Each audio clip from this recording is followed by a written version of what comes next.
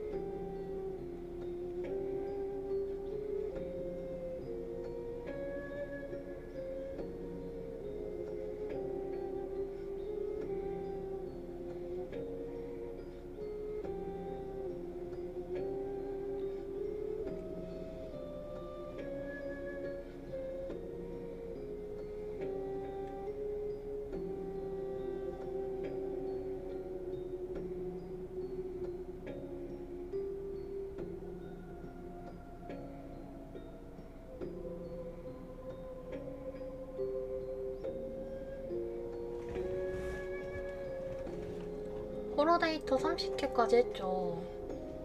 오늘은 40회까지 할까? 40번째까지. 은근 재밌나봐.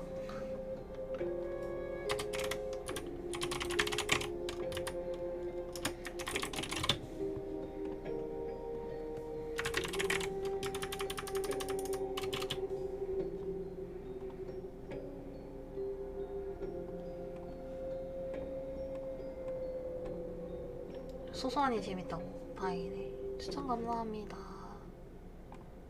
녹방에서 시작했님, 에드벌룬 팬가입 감사드립니다.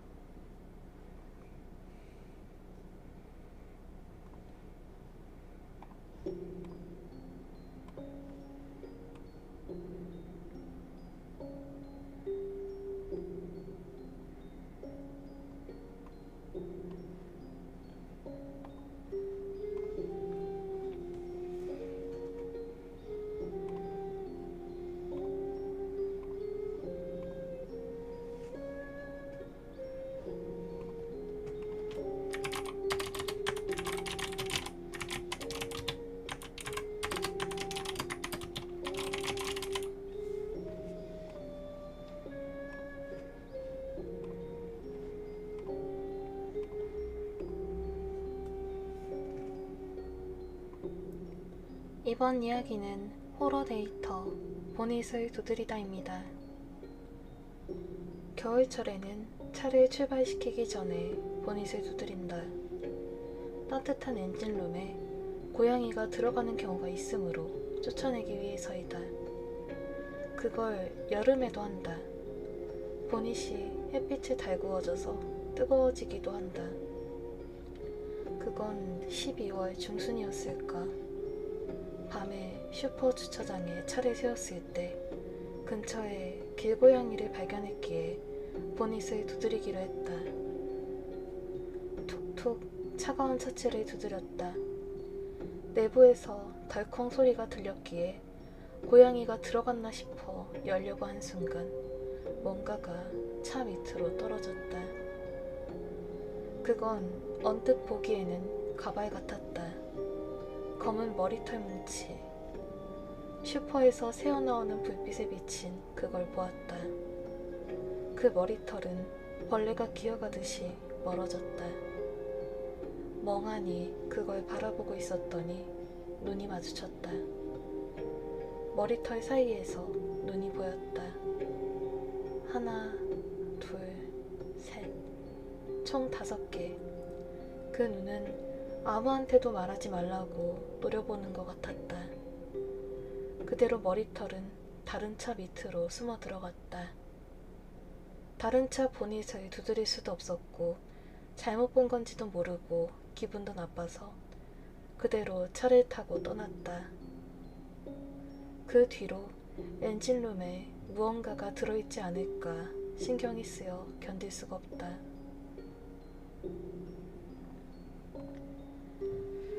슈바님, 이코타님, 연지님, 북극곰님 어서오시고요. 오늘도 사탕. 아이고 북극곰 오빠님, 에드벌룬 팬가입 감사합니다. 빼나.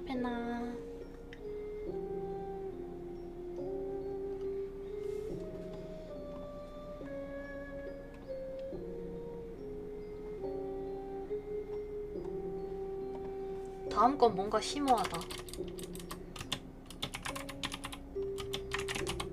이사님 어서오세요. 추천 감사합니다.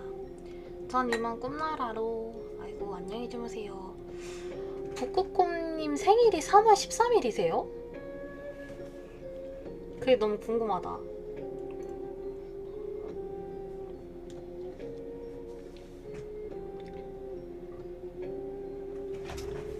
아니, 부캐예요. 제 동생이 생일이 3월 13일이라 갑자기 생각이 났어요.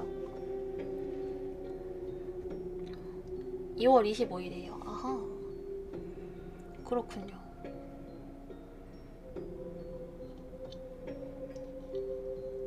뮤즐님 어서오세요.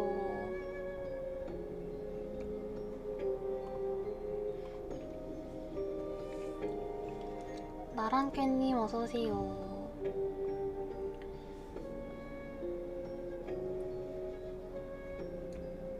안녕. 그래서 다음 이야기는 웃는 마을이라는 이야기입니다. 되게 흥미로워 보이는. 그러고 보니까 뮤즈님 내가 준 빼빼로 다 먹었어요? 아니면은 더 있어요? 저는 받은 빼빼로가 뮤즈님이 주신 거는 다 먹었는데 회장님이 주신 게 아직 있어. 다 드셨구나. 다행이다. 다 먹었어요. 잘하셨습니다.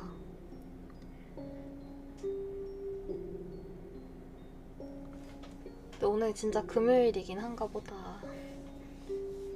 남김없이 감사합니다. 추천 감사합니다. 내가 다 먹었지롱.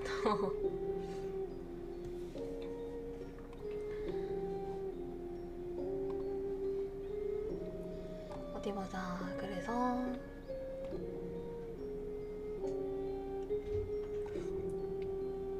고딩 때 여행을 갔을 때 생긴 이야기라고 합니다. 이번 이야기는 호러 데이터 웃는 마을입니다. 내가 고등학생일 때 있었던 일이다. 청춘의 1페이지라고 해야 할까? 공포의 1페이지라고 해야 할까? 아무튼 심오한 체험을 했었다. 여름방학도 거의 끝나갈 무렵 고등학교 3학년 이렇다 할 재밌는 일도 없는 나날과 수험 공부에 넌더리가 나 있었다. 그래서 가출도 겸해서 졸업한 선배한테 빌린 스쿠터를 타고 여행을 떠났다. 집에는 여행을 떠납니다. 한 달 정도 지난 뒤에 돌아올게요.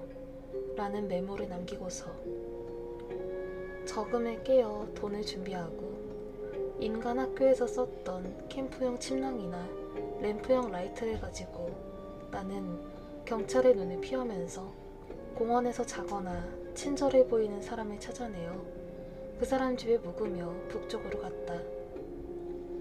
딱히 이유는 없지만 여름이었기에 더운 남쪽보다는 북쪽이 더 좋을 것 같았다. 스쿠터를 타고 불어오는 바람을 느끼며 여행을 만끽했다. 지금 생각을 해보면 고작 스쿠터를 가지고 바람이니 뭐니 호들갑 떤다고 웃어넘겼겠지만 당시에는 젊었었다. 도중에 부모님이 몇 번 전화해서 대답하거나 말다툼을 하면서 나아갔다. 부모님도 포기를 한 듯 정기적으로 보고하라는 말만 남기고 끊었다. 스마트폰 전원은 카페나 휴대전화 가게에서 충전했다. 그날 밤은 공원 근처 슈퍼에서 가져온 상자를 밑에 깔고 레저 시트를 그 위에 깐 뒤 침낭 속에 들어가 누워 있었다. 벤치에서 자면 경찰에게 들키니까 전등 근처에 있는 풀숲에 숨어서 약국에서 산 모기향을 피우면서 스마트폰으로 길을 검색하던 중이었다. 우연히 내가 있던 곳 근처 폐촌에 돌격한 놈이 스릴을 올렸는데 이상한 웃음소리가 들렸다거나 심령현상을 체험했다고 글을 적어놓았다.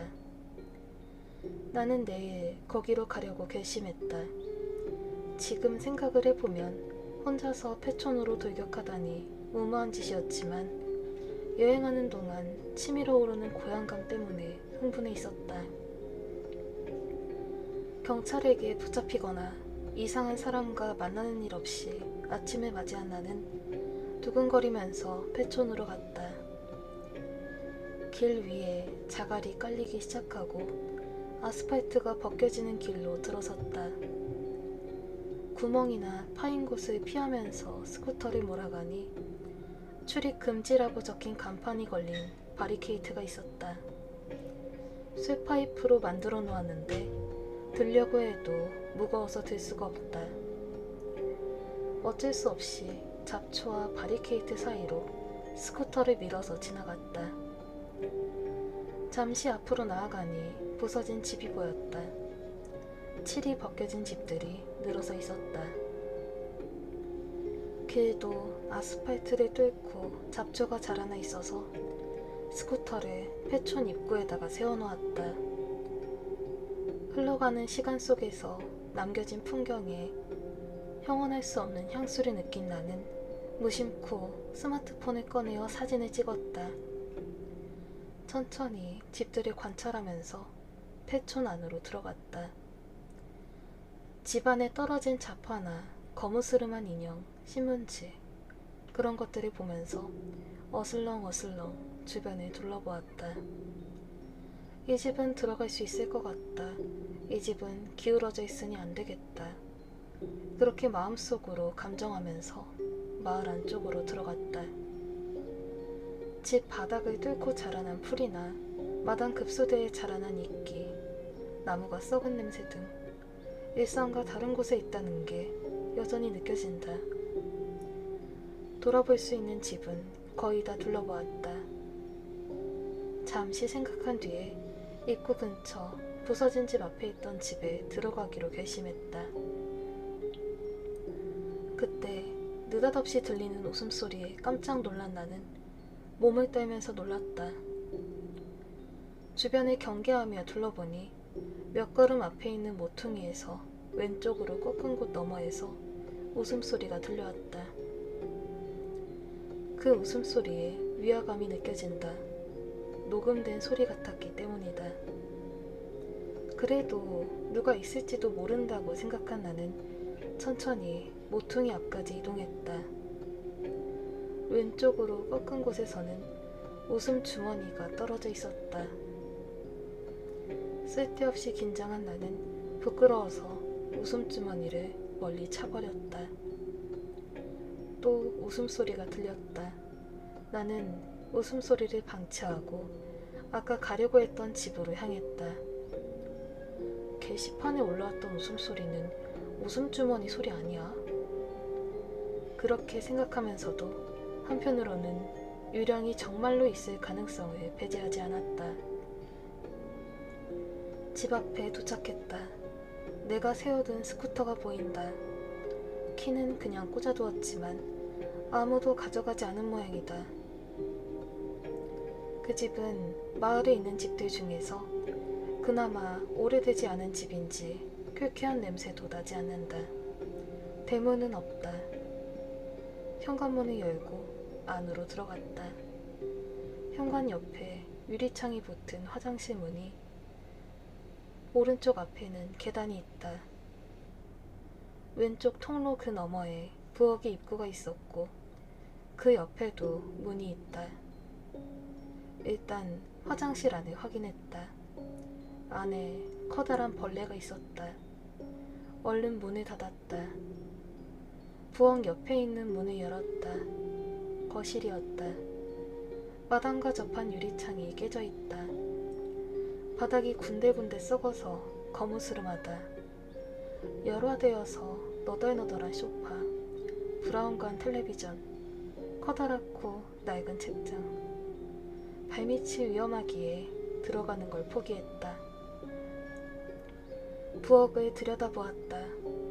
유리가 깨진 식기함, 식기 몇 개, 오래된 스테인리스 싱크대.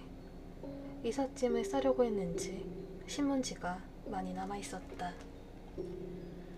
거실이나 부엌 사진을 몇 장 찍어서 밖으로 나왔다. 겁쟁이인 나는 2층으로 올라갈 용기가 나지 않았다. 현관문을 열고 밖으로 나가니 부서진 집 앞에 사람이 서 있었다. 회색 작업복에 회색 모자, 등을 돌리고 있어서 얼굴은 알 수 없었다. 아무도 없을 거라고 생각했기에 깜짝 놀랐으나 거리가 떨어져 있어서 그렇게 무섭진 않았다. 여기 관리하는 사람일까? 나랑 똑같이 회촌을 보러 온 사람일까? 혹시 이 마을 사람일지도. 온갖 생각이 머릿속에서 맴돌았다. 이쪽을 눈치채지 못한 지금 도망을 칠까? 그런 생각이 떠올랐지만 스쿠터가 있으니 얼버무릴 수 없어 보인다. 어차피 혼날 거라면 당당하게 사과하자고 마음먹은 나는 말을 걸었다. 저기 실례합니다. 말을 걸었는데 돌아보지 않는다. 이 마을 사람이신가요? 완전히 무시. 자세히 보니 작게 몸을 떨고 있다. 저기요. 나는 걸어서 다가갔다. 그 사람은 작게 떨면서 심호흡을 하고 있었다. 처음에는 우는 줄 알았지만 아니었다. 체육대회에서 긴장으로 과호흡을 한 녀석을 본 적이 있다. 그 사람 입에서 들리는 건 그때 들었던 숨소리와 비슷했다. 호흡이 점점 이상한 목소리로 바뀌어간다. 이때 나는 그저 좀 이상한 사람이라고밖에 생각하지 않았다. 그리고 천천히 그 사람이 돌아본다.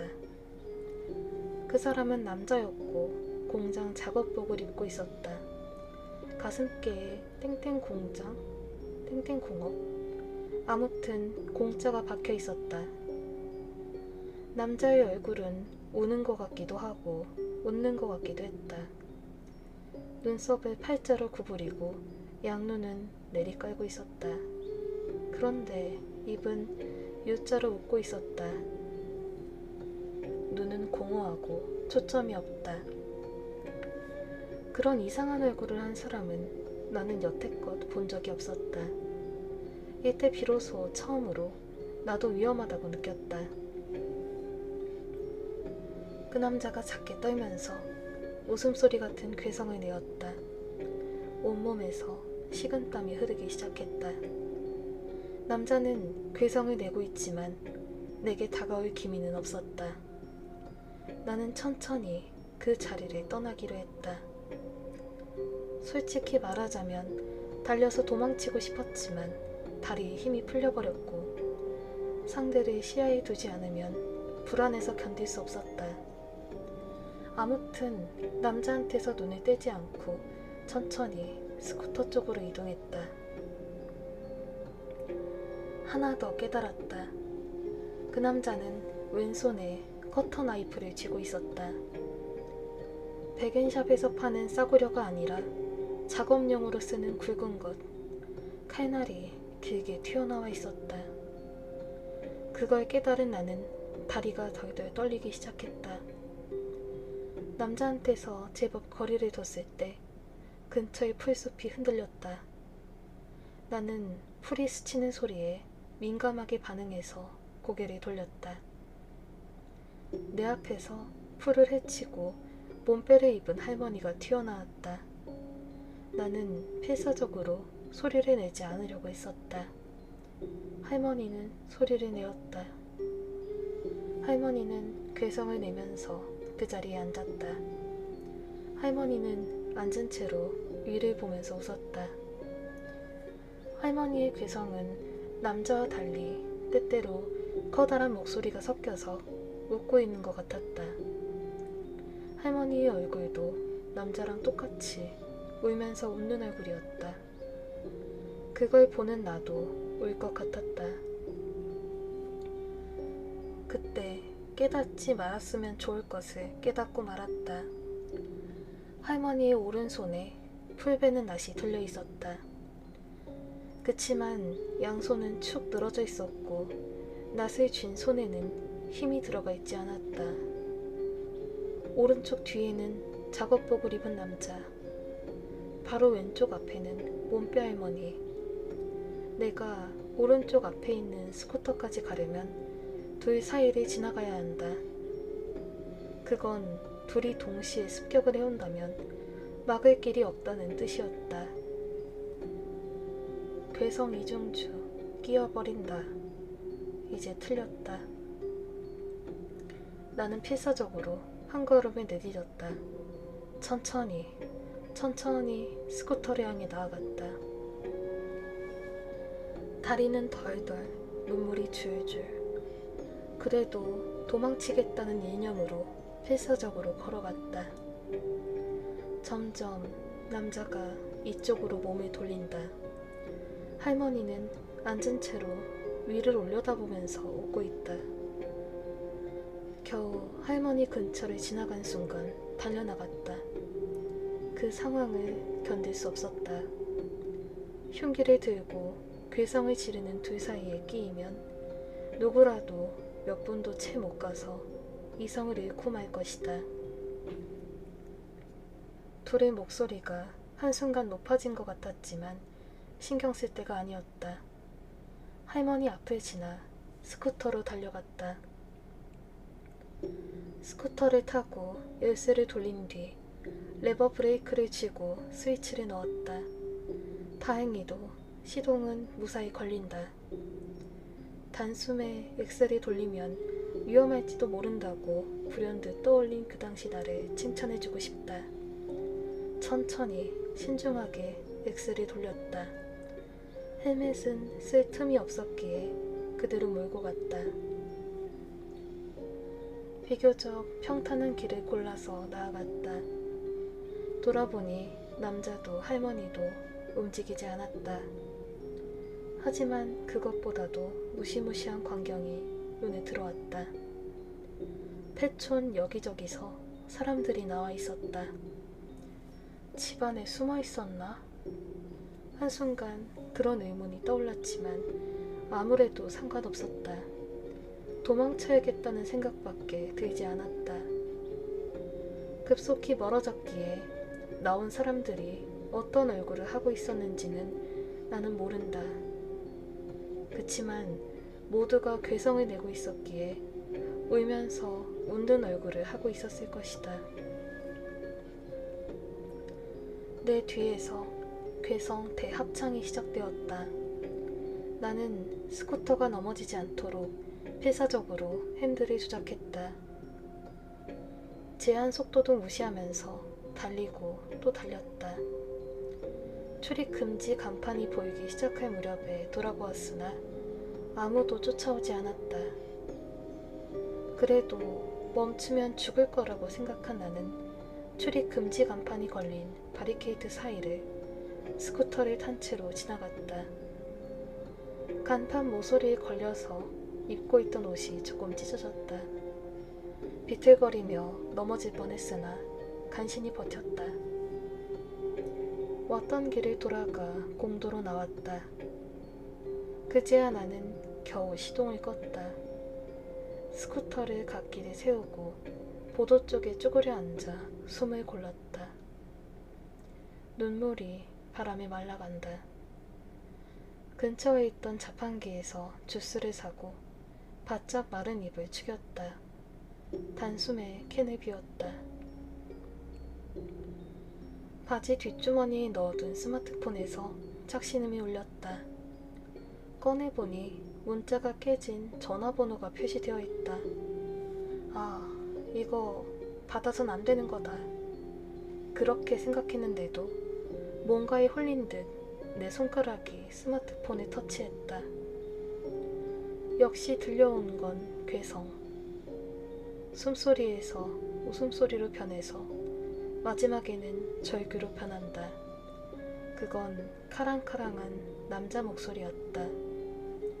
나는 스마트폰을 도로에 내던졌다.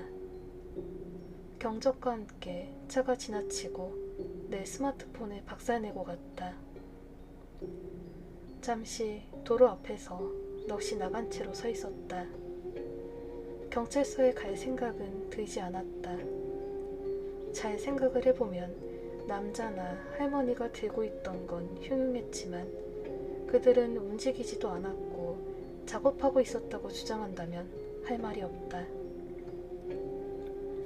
출입 금지 구역에 멋대로 들어간 내 쪽에 과실이 있었고 무엇보다 실존하는 사람이 문자가 깨진 번호로 전화를 걸어올 리 없었다.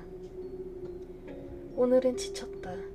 나는 안전하게 묵을 곳을 찾으려고 움직이기 시작했다. 땅에 놓아둔 빈 주스캔은 자판기 옆에 쓰레기통에 넣었다. 스마트폰이 박살나서 숙박집을 찾을 수가 없다. 인터넷이 연결되는 곳을 찾아야 한다. 이 지경이 되어서도 나는 계속 여행을 할 생각이었다. 짐칸에 고정해둔 짐을 확인했다. 사라진 건 없어 보인다. 밑에 있는 수납 공간에서 헬멧을 꺼내어 썼다. 스쿠터에 걸터앉은 나는 안전운전에 주의하며 도로로 나왔다. 일단 역 앞까지 이동하려고 낯익은 도도를 지나갔다. 왠지 그 괴성이 귀에 달라붙는 것 같았다. 어디선가 목소리가 들렸다. 자그마한 목소리가 점점 커져간다. 얼마나 무서웠으면 환청이 들리는 걸까? 나는 빨간불 앞에서 멈췄다. 아직도 들린다. 환청이 아니었다. 파란불을 확인하고 전방을 주의하면서 앞으로 나아갔다. 무섭다. 나는 멈출 수 있는 곳에서 감속했다. 스마트폰을 부쉈는데 웃음소리가 들린다. 또 웃음소리가 커진다. 바로 근처다. 나는 스쿠터를 세우고 돌아보았지만 풀숲도 없고 이상한 얼굴을 한 사람도 없었다. 소리가 들리는 곳을 밝혀낸 나는 스쿠터에서 내렸다. 수납 공간 안에 웃음주머니가 들어있었다. 아까 열었을 때는 없었다. 넣은 기억도 없다. 웃음주머니는 미친 듯이 웃음소리를 대음량으로 재생하고 있었다. 그 목소리는 스마트폰에서 나왔던 웃음소리와 똑같았다. 공포가 엄습했다. 나는 양손으로 웃음주머니를 쥐고 이번엔 도로랑 반대 방향으로 던졌다. 웃음주머니는 땅에 부딪혀서 한번 튕기더니 사라졌다. 거기에 없었던 물건이 갑자기 나타났다 갑자기 사라지다니 그야말로 심령현상이다. 여행 기분이 완전히 꺾여버렸다. 이게 내가 체험한 이야기. 이후에 공중전화를 찾아서 부모님더러 마중 나와달라고 부탁을 했다. 심하게 혼났고 외출 금지를 당했다. 지금은 웃으면서 얘기할 수 있지만 곱씹어보면 너무나도 무서운 이야기였다. 나중에 그 폐촌을 조사해보니 게시판에 올라왔던 폐촌과 내가 간 폐촌은 전혀 다른 곳이었다. 애초에 게시판에 사진이 올라왔으니 다른 곳이라는 걸 충분히 알아차릴 수 있었을 텐데 내가 간 곳이 어딘지 인터넷에서 몇 번이고 끈질기게 찾아보았지만 찾을 수 없었다. 항공사진도 확인했지만 내가 갔던 길은 나오지 않았다. 박살난 스마트폰을 방치했던 게 후회가 된다.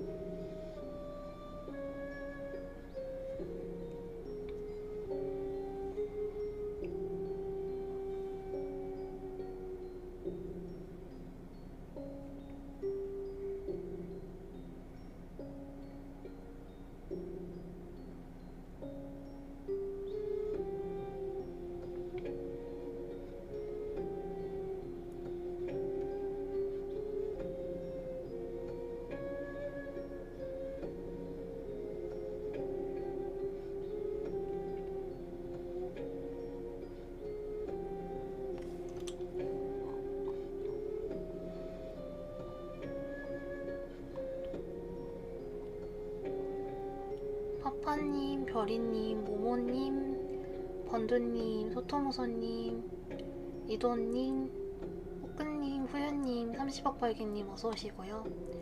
추천 감사합니다.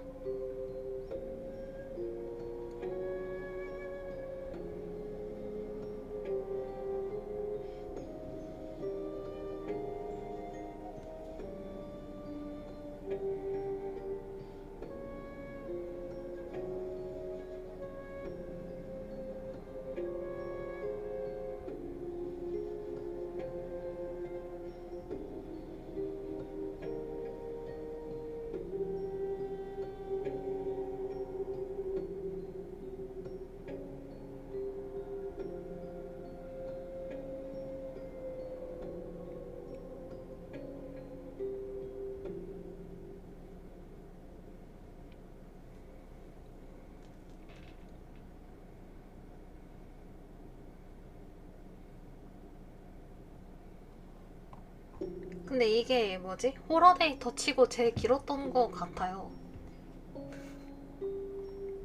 와, 다음 것도 짱 길어. 왜지? 점점 길어지네. 이거 어마무시하게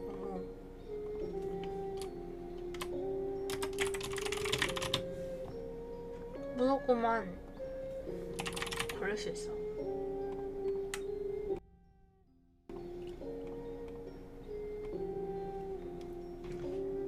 이게 뭐라 그래야 되지?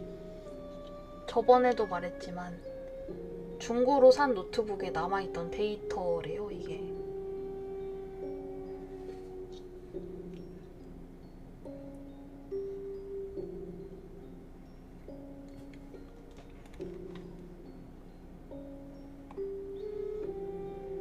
불금이님 역시 무서운 걸 봐야지. 오호.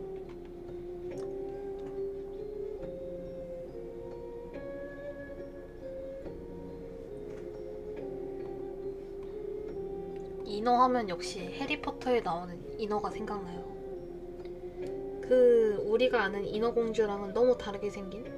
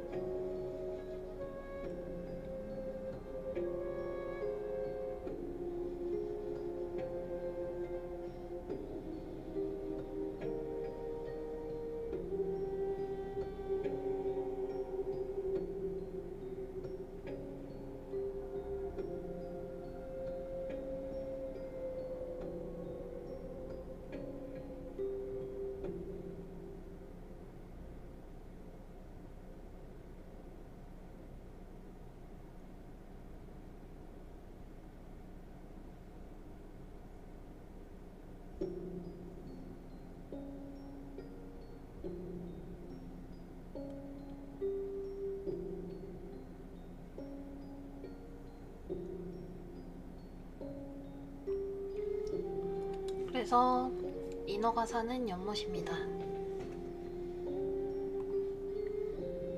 이번 이야기는 호러 데이터 인어가 사는 연못입니다.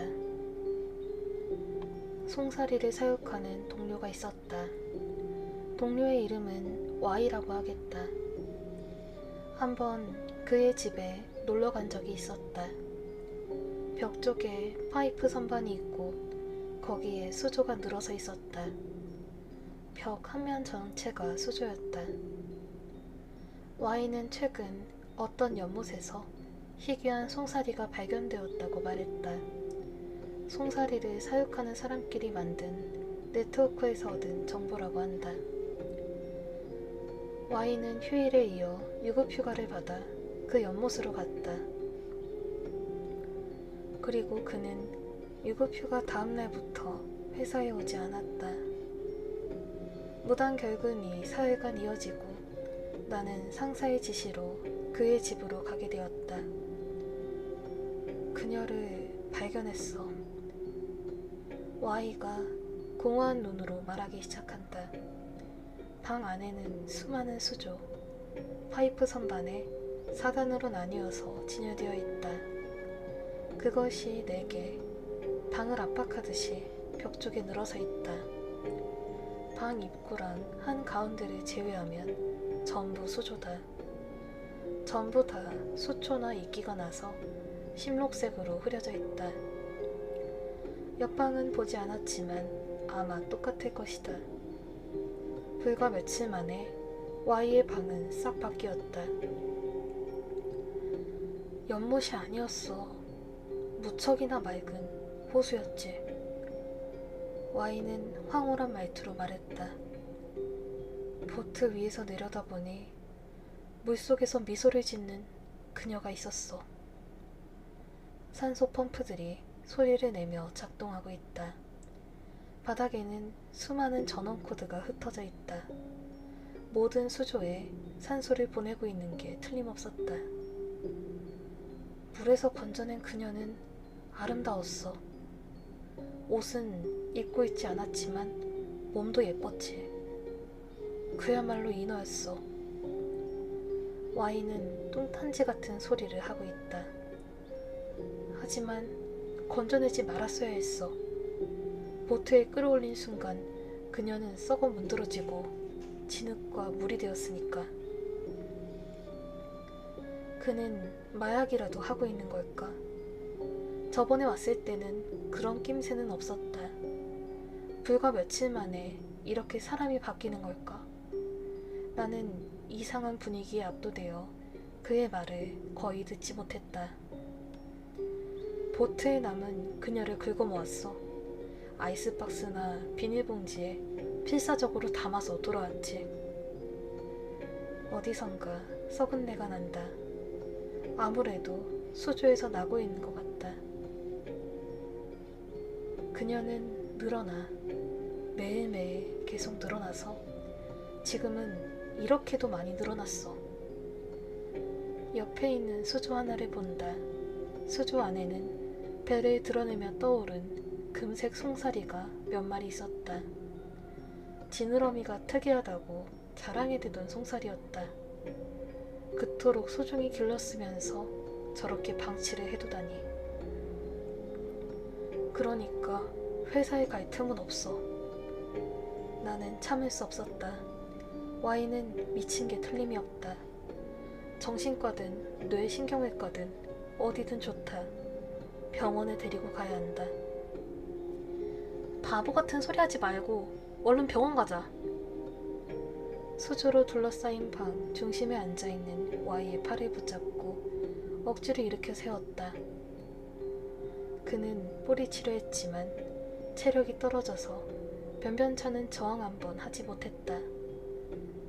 쿵 하고 어디선가 소리가 들렸다. 수조다.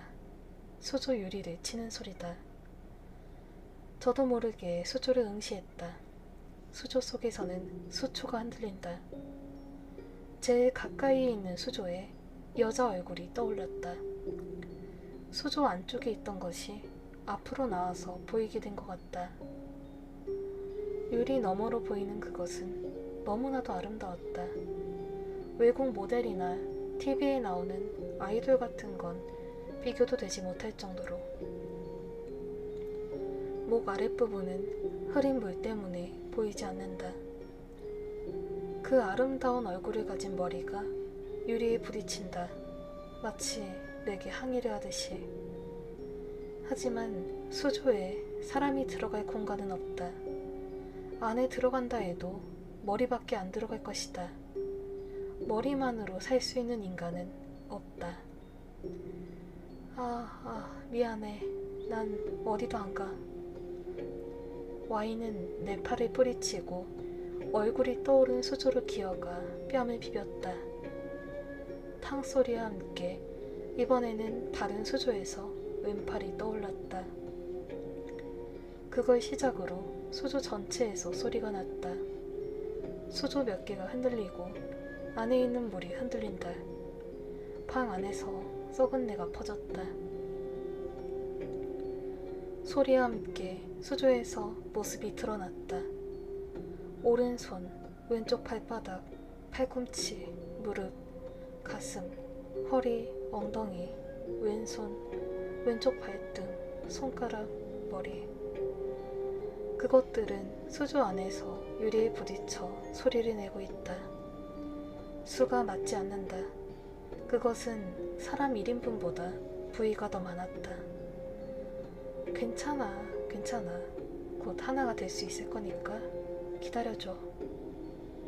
Y는 흔들리는 수조를 몸으로 막으려는 듯 탁한 물에 젖으면서 선반에 달라붙는다. 무시무시한 광경 속에서 황홀한 표정을 짓는 Y의 얼굴이 무척이나 추하게 보인다. 나는 할 말을 잃은 채 그 자리에서 도망치듯 떠났다. 다음 날 상사가 나를 불렀다. 그의 집에는 가보았나? 네, 그치만 그는 미쳐버린 것 같습니다. 괴이적은 얼굴로 상사가 나를 노려본다. 미쳐버렸다? 그게 무슨 말인가? 아무튼 전 그의 집에는 더 이상 가고 싶지 않습니다. 추궁당하면서 혼이 났지만 나는 그의 집에 가는 것만은 싫다고 계속 말했다. 자기 책임이 된 게 싫었는지 상사는 불평을 하면서도 일찍 일을 끝내고 직접 그의 집에 갔다. 귀가 도중 전철한 상사한테서 전화가 걸려왔다. 잘 모르겠지만 무척이나 흥분해 있었다. 나더러 빨리 경찰서로 오라고 재촉했다. 나는 경찰서로 가서 이야기를 들었다. 상사는 Y의 집으로 갔다. 벨을 눌러도 반응이 없었기에 문을 두드리니 문이 잠겨있지 않아 문을 열고 들어갔다. 상사가 Y의 방 안에 들어가니 물에 퉁퉁 불어있는 Y의 시체가 있었다. 방 안에 있던 수조는 물이 전부 사라지고 텅 비어 있었다. 녹색 때가 묻은 수조 안에는 수많은 뼈가 남아 있었다. Y가 살아있을 때 마지막으로 만난 건 내가 마지막이었다. 나는 솔직하게 전부 얘기했지만 경찰은 믿어주지 않았기에 알코올 검사나 약물 검사를 받아야 했다. 검사가 끝나고 내 용의가 풀렸을 때 자세한 사정을 들을 수 있었다. Y의 방에 있던 뼈는 전부 여성의 것이고 연속 살해 사건 피해자의 뼈였다. 아직 모든 수사가 끝난 게 아니었기에 총 몇 명이 죽은 건진 알 수 없었지만 뼈 개수를 보아 적어도 3인분 이상은 수조 안에 들어있었다고 한다. Y의 사인은 물 중독. 물을 너무 많이 마셔서 내가 팽창해서 죽었다. Y의 위장뿐만이 아니라 폐에도 진흙물이 가득 들어차 있었으나 아마도 그건 사후에 체내에 들어간 거라고 한다. 경찰서에서 풀려나와 집에 도착했을 때 문득 생각이 들었다. Y는 그 여자랑 하나가 될 수 있었을까? 수조에 떠오른 절세의 미녀를 떠올리고 조금 부럽다고 생각했다. 조금 잠이 오려고 할 때 벨소리가 났다. 현관문을 여니 배달원이 있었다. 상자 속에는 완충제와 녹색 액체가 든 병 하나. 보낸 이는 Y였다. 연속 살인사건 범인이 잡혔기에 적어보았습니다. 범인은 Y가 간 연못에 시체를 묻고 증거를 인멸하려고 한 모양입니다. Y는 자살로 처리되었습니다.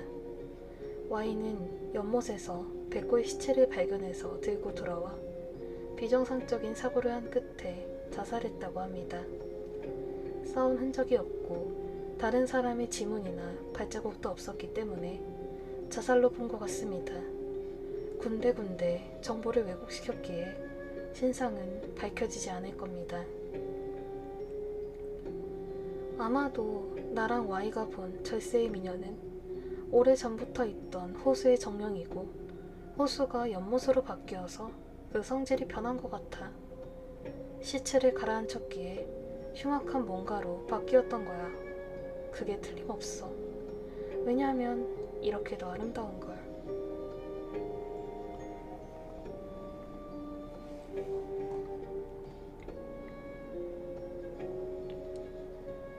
해리포터님, 야마게또님, 꼬리별님, 번두님, 나르님, 원희님, 큐킹님, 사도님 어서오시고요. 이것도 꽤 길었다.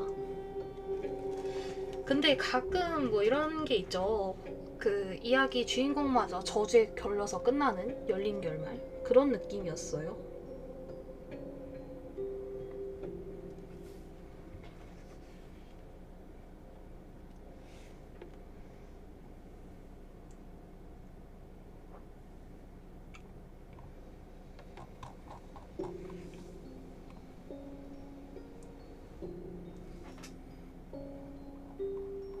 다음 것도 길어. 칼가라님 어서오세요.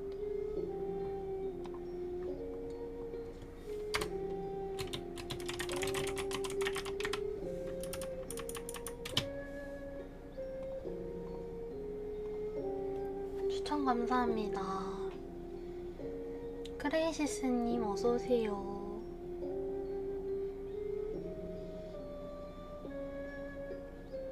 깜부님 어서오시고요.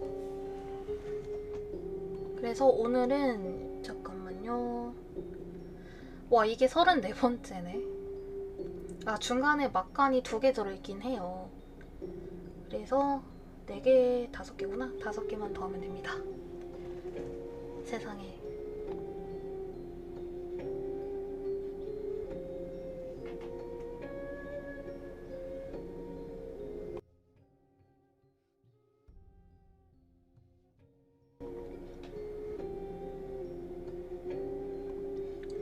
이번 이야기는 호러 데이터 봉지 하라봄입니다. 나는 이사가 잦은 가정에서 자랐다. 그러므로 그곳에선 중학교 2학년 때부터 고등학교 1학년 때까지 밖에 안 살았는데 참으로 이상한 곳이었다.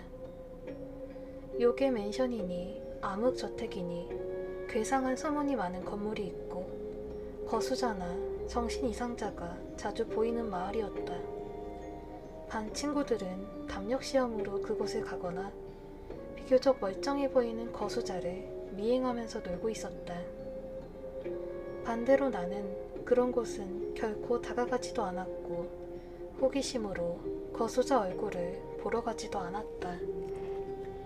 그런 내가 딱 한 번 미행한 적이 있는 특이한 사람 이야기를 하고자 한다. 그자는 봉지 하라봄이라고 불리고 있었다. 70대 할아버지로 늘 근처 슈퍼 이름이 적힌 비닐봉지를 머리에 뒤집어 쓰고 있었다. 비닐봉지에는 양쪽 눈이 보이는 부분에 구멍을 뚫어 놓았고 윗부분은 숨을 쉴 수 있도록 세로로 찢어 놓았다. 한 손에는 분재에 쓰는 전정가위를 들고 거리를 돌아다니고 있었다. 봉지 할아범은 경찰을 보면 가위를 바지 뒤에 있는 주머니에 숨긴다. 경찰도 익숙한 듯 봉지 할아범을 보면 일단 주의를 주지만 봉지 할아범은 노망난 척을 하면서 어물쩍 넘기려고 한다. 경찰도 봉지 할아범이 비닐봉지를 벗지 않는다는 걸 알기에 봉지를 완전히 무시하고 대화를 했다. 그런 모습을 나도 2번 정도 본 적이 있었고 봉지 할아범이 가위를 숨기는 걸 보면 하루 종일 운수가 좋아진다는 소문도 들어보았다. 그치만 왜 봉지 할아범이 거리를 배회하는지, 왜 가위를 들고 다니는지는 아무도 몰랐다. 그래서 나도 호기심이 들었다.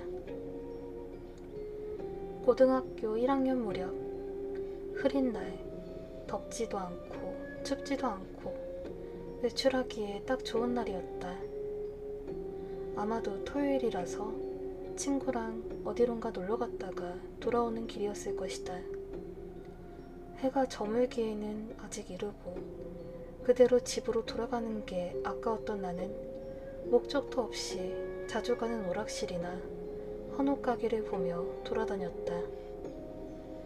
뒷골목을 지나가던 나는 거기서 뜻밖의 장면을 목격했다. 봉지 할아범이 등을 돌리고 쭈그려 앉아 있었다. 희미하지만 생물의 비명이 들렸다. 나는 바로 걸음을 멈추고 천천히 그늘에 숨었다. 봉지 할아범은 손을 움직이며 땅 위에 있는 걸 만지작거리고 있었다. 봉지 할아범이 움직일 때마다 머리에 쓴 비닐봉지가 스쳐서 소리를 낸다. 작업을 끝낸 봉지 할아범은 좌우를 둘러보더니 바지 주머니에서 비닐봉지를 하나 더 꺼내어서 땅 위에 있던 걸 봉지 안에 넣었다. 나는 자주 뉴스에서 보도되는 길고양이 사례를 떠올렸다. 봉지 할아범은 그대로 일어나더니 앞으로 걸어갔다. 나는 그때 어쩌면 그 할아범의 비밀을 밝혀낼 수 있을지도 모른다고 생각했다. 그래서 그 뒤를 밟았다. 봉지 할아범은 인적이 드문 뒷골목길을 지났다. 나는 모르는 길을 헤매지 않도록 필사적으로 따라갔다. 그랬더니 내가 다니는 학교 근처에 있는 커다란 공원에 도착했다. 대로와 접해 있는 입구 쪽이 아니라 뒤쪽 공원에 있는 나무들로 가려진 어두운 입구. 봉지 할아범은 그대로 주택 벽과 나무 사이에 있는 인적이 드문 곳으로 이동하더니 봉지를 흔들어서 안에 담은 걸 땅에 쏟아부었다. 그 뒤에 주변에 있던 낙엽을 긁어 모아서 그걸 숨겼다. 봉지 할아범이 일어나는 것과 동시에 나는 발길을 돌려 몸을 숨겼다. 오솔길을 이용해 대로로 일단 나온 뒤 공원의 입구로 돌아갔다. 그리고 태연한 척 들어가서 아까 봉지 할아범이 있던 곳으로 향했다. 벤치에 앉아서 봉지 할아범이 없는 걸 확인한 뒤에 나는 재빨리 봉지 할아범이 낙엽으로 뭔가를 숨겨둔 곳으로 이동했다. 나는 쭈그려 앉아서 덮어둔 낙엽을 양손으로 파헤쳤다. 낙엽 밑에서 드러난 건 기묘한 생물이었다. 털을 뽑은 생쥐처럼 생긴 건 비늘이 나있고 곤충 다리가 달려있었다. 목 부분에 난 커다란 상처가 아파 보인다. 장난감으로 보이지만 피냄새가 난다. 하지만 이런 생물은 본 적도 없다. 손가락으로 만져보았지만 비늘 감촉이 확실히 느껴졌다. 오키나와에서 목에 감아보았던 큰 뱀의 감촉과 비슷했다. 놈들은 얼굴을 기억한단다. 갑자기 목소리가 들렸다. 놀라서 돌아보니 거기에 봉지 할아범이 서 있었다. 한 손에는 가위가 들려 있었다. 얼굴을 기억하면 집까지 찾아오지. 봉지 할아범이 말하는 걸 지근거리에서 들은 나는 봉지 할아범이 사투리를 쓰고 있는 걸 깨달았다. 봉지 할아범은 더 이상 아무 말도 하지 않고 가위를 바지 주머니에 넣더니 품에서 물통을 꺼내어서 기묘한 생물 사체에 뿌렸다. 보라색 액체가 물통에서 나온다. 기묘한 생물은 보라색 액체에 닿으니 녹듯이 사라졌다. 땅이 남은 건 검은 얼룩뿐이었다. 조심해서 돌아가렴. 그 말만 남기고 봉지 할아범은 비닐봉지를 부스럭거리며 공원에 나갔다. 나는 눈앞에서 일어난 사건을 믿을 수가 없어서 그 자리에서 당분간 굳어 있었다. 그 사건이 일어난 뒤 며칠이 지난 뒤에 깨달은 건데 봉지 할아범은 경찰과 말할 때 딱히 노망난 척을 하지 않았다. 사투리가 심해서 대화가 맞물리지 않은 것 뿐이었다. 지금은 이사해서 봉지 할아범이 뭘 하고 있는지는 알 수 없다. 어쩌면 봉지 할아범은 그 기묘한 생물로부터 마을을 지켜주고 있었던 것 뿐인지도 모른다.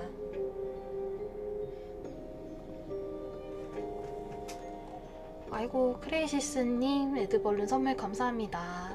리가님 1543님 어서오시고요. 추천 감사합니다.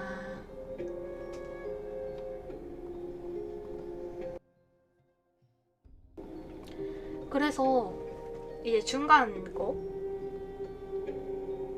중간에 막간이 있어요. 글쓴이가 시간도 늦었으니까 이만 끝낼게. 뭔가 질문 있으면 받을게 이랬거든요. 그래서 질문을 하는 거예요. 호러 데이터가 그 괴담을 다른 세계 거라고 생각한 이유가 뭐야? 이랬더니 일단 이 사람이 게시판이나 정리 사이트를 보고 복사를 해가지고 폴더에 정리하거나 괴담을 수집하는데 발견한 괴담 내용이 모르는 것 뿐이어서 라는 게 첫 번째 이유래요.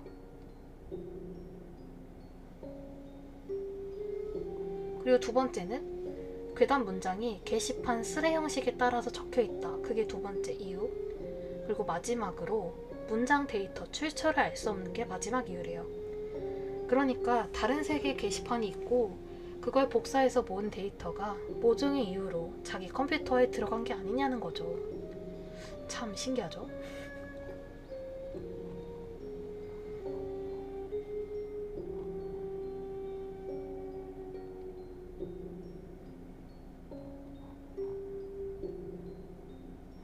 그래서 첫 번째 얘기는 대충 이런 거였어요.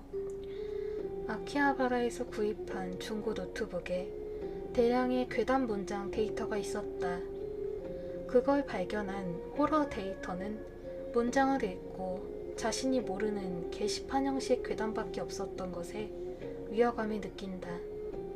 출처를 알고 싶어진 호러 데이터는 노트북을 구입한 가게에 연락.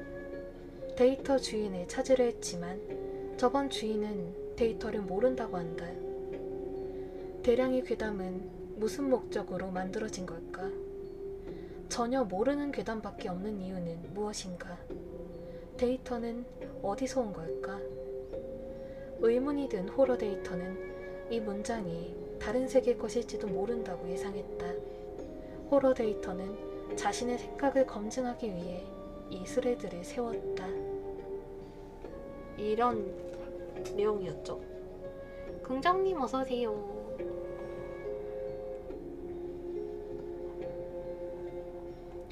그래서 사람들도 진짜 이거 나도 들어본 적이 없는 얘긴데? 약간 이런 식으로 반응을 하거나 나는 이거 좀 주작 같아. 그냥 이 사람이 지어낸 거 아닐까? 이런 반응으로 나뉘고 있었죠.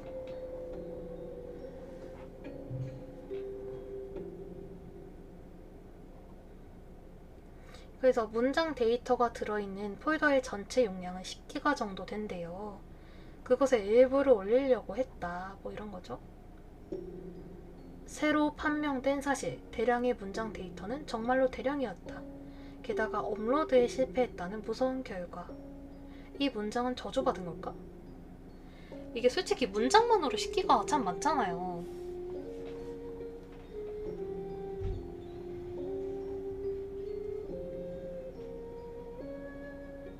그래서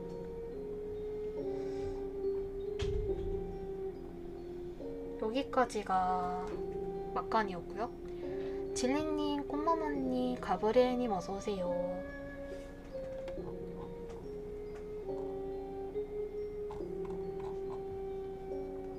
다음 이야기는 손뼉을 치다입니다.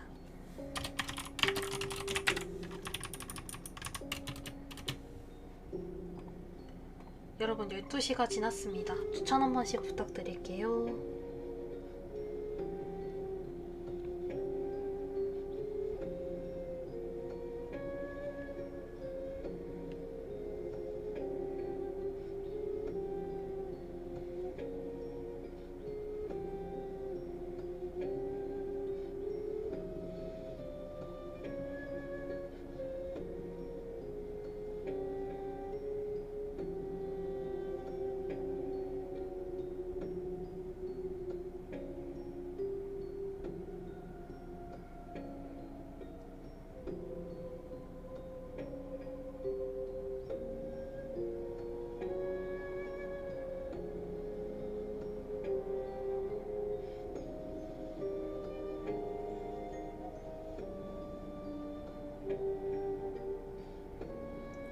추천.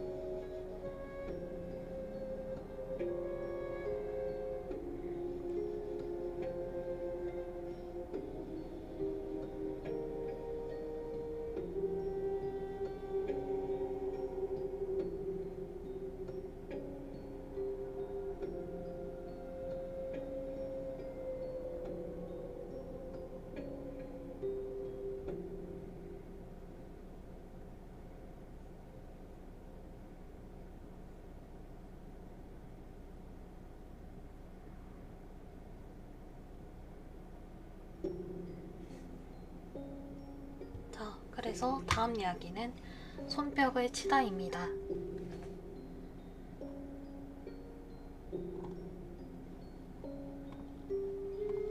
추천 감사합니다. 이번 이야기는 호러 데이터 손뼉을 치다입니다. 두 명이서 새로운 생활을 시작하기로 해서 새 집을 둘러보고 있었다. 여기는 그다지 안 좋네. 그녀가 얼굴을 흐렸다. 그래? 입지는 좋은데? 그녀는 까다롭다. 영감이 있는지 방을 보기만 해도 대충 알 수 있다고 한다. 하지만 벌써 7번이나 퇴짜를 놓았다. 이제 슬슬 정해줬으면 좋겠다. 봐, 수납 공간도 있고. 나는 벽장을 열었다. 어떻게든 납득을 시키고 끝내고 싶었다. 꽤 편리한데 말이지. 벽장 안으로 들어갔다. 대답이 없다. 돌아보니 그녀는 벽장 안에 본체로 굳어 있었다. 그치, 괜찮지? 그녀는 벽장 안을 보면서 양손을 가슴 앞에 모으고 손뼉을 쳤다. 짝소리가 방 안에서 울린다. 왜 그래? 황급히 그녀에게 달려갔다. 화난 줄 알고 가슴이 철렁했다.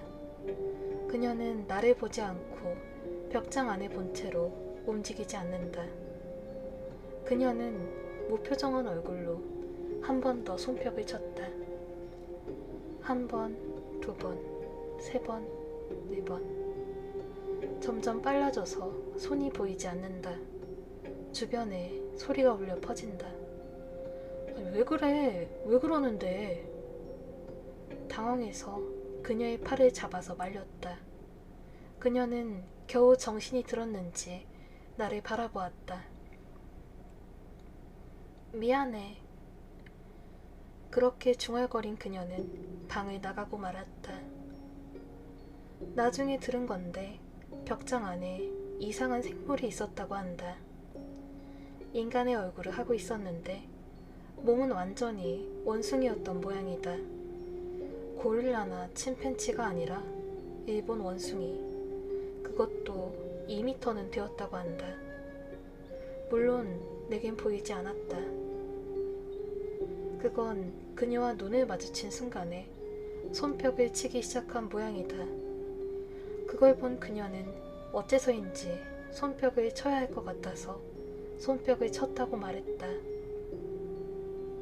점점 그 인면원은 손뼉을 치는 속도를 높였고 그녀는 자신도 멈출 수 없는 속도로 손뼉을 치게 되었다고 한다. 그녀는 그때 보았던 방이 그 자리에 있던 건물이 옛날에 신이 살던 곳으로 신사나 신목을 허물고 만든 게 아닐까 추측했다.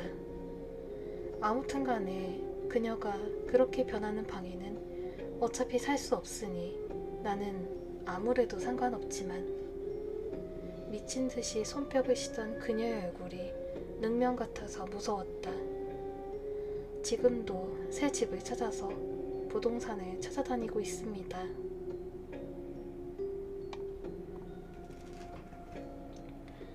투아왕님, 대한민국 만세님 어서 오시고요. 추천 감사합니다.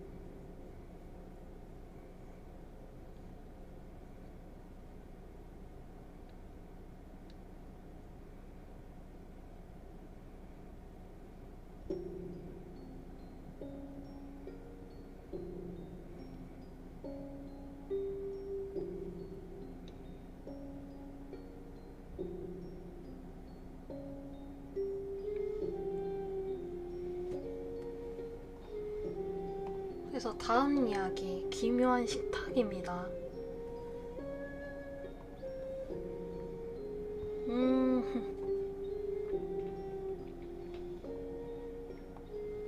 신기하네. 성찬님 어서 오시고요.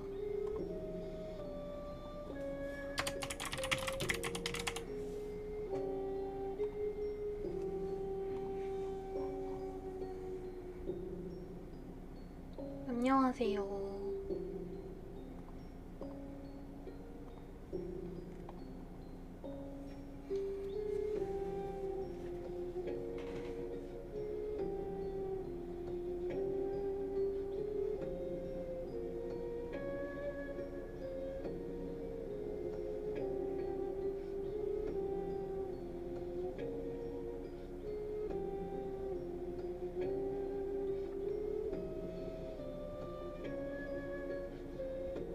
오늘은 채팅러분들이 많이 안 계시네요. 오늘 금요일이라 그래요.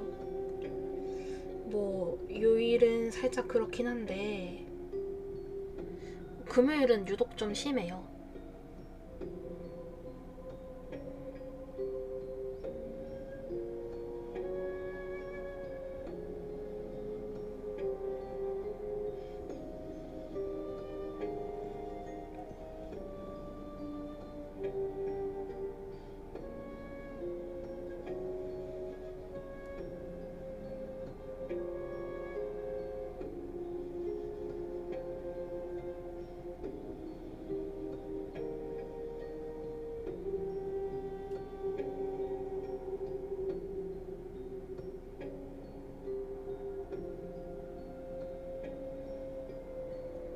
모금님 어서오세요.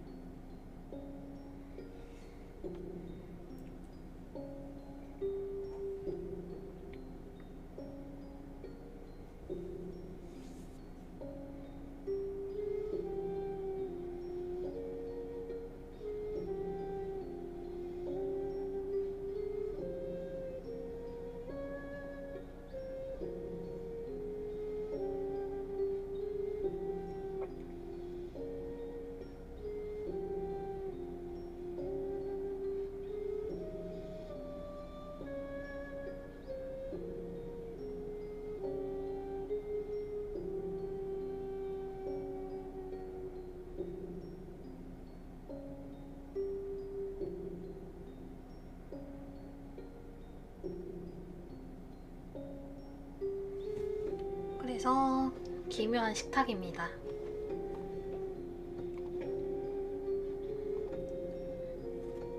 이번 이야기는 호러 데이터 기묘한 식탁입니다. 이건 내가 봤던 요괴 같은 놈의 이야기. 나는 어렸을 적에 부모님이 이혼하기 위해서 조정 중이었기에 외할아버지 댁에 맡겨졌다. 싸움만 하는 부모님한테서 해방이 되어서 나는 들떠 있었다. 시업식이 시작되기 전이었기에 집에서 폰으로 게임을 하면서 뒹굴대는 나날을 보내고 있었다. 그러던 어느 날 갑자기 저녁 때 그 녀석이 나타났다. 식사 시간에 외할머니가 불러서 거실로 갔더니 이미 그 녀석이 앉아 있었다. 땅 두릅이라는 걸 알고 있는가? 그거랑 비슷하게 생겼다. 세로로 길고 피부가 하얘했다. 목은 없고 어깨에 직접 얼굴이 이어져 있다. 크기가 다른 좌우 눈, 변형된 커다란 입, 삐뚤어진 코, 일그러진 얼굴, 가지같이 달린 팔다리. 마치 아이가 점토로 만든 괴물 같은 모습을 하고 있다. 손가락 위치도 아무데나 붙어 있었고 개수도 많았던 것 같다. 이 무렵의 기억이 애매한데 나는 그 녀석을 보았을 때 아무런 감상도 들지 않았다. 막연하게 아, 있구나 라고만 생각하며 그대로 내가 늘 앉던 자리에 앉았다. 친구나 친척이 놀러온 감각이었다. 원형 식탁을 둘러싸고 내 앞에 외할아버지, 그 오른쪽 옆에 외할머니, 다음으로 나, 그리고 내 바로 옆에 그 녀석이 앉아 있었다. 외할머니는 마치 그 녀석이 보이지 않는 듯이 행동하는데도 밥이나 반찬을 척척 그 녀석 앞에 늘어놓았다. 내 앞에도 늘어놓는다. 외할아버지는 평소처럼 신문을 펼치고 있다. 그날도 내가 좋아하는 햄버거가 올라와 있었다. 아마도 이혼한 부모님 때문에 나를 신경 써주고 있었던 것 같다. 잘 먹겠습니다. 외할아버지는 평소처럼 신문을 두고 잘 먹겠다는 소리 없이 고개를 끄덕였다. 놀랍게도 그 말은 그 녀석이 우리랑 똑같이 말했다. 그래서 식사를 하고 있었는데 나는 그 녀석 앞에 있는 햄버거가 내 것보다 큰 걸 깨달았다. 왠지 열이 받은 나는 그 녀석 햄버거를 젓가락으로 찍어서 내 접시로 옮기고 내 햄버거를 그 녀석 접시로 옮겼다. 그 녀석은 나를 바라보며 화를 냈다. 팔을 부들부들 떨고 있다. 나는 그게 웃겨서 희죽거리면서 웃었다. 그 녀석은 된장국을 입안에 부어넣더니 그릇을 외할머니에게 내밀었다. 외할머니는 반사적으로 그걸 받고 된장국을 더 부었다. 외할머니가 그릇을 도로 내민다. 나는 좀 더 장난을 치고 싶어서 그 된장국을 빼앗았다. 그게 영린이었던 것 같다. 그 녀석이 갑자기 일어서서 양팔을 들어 올렸다.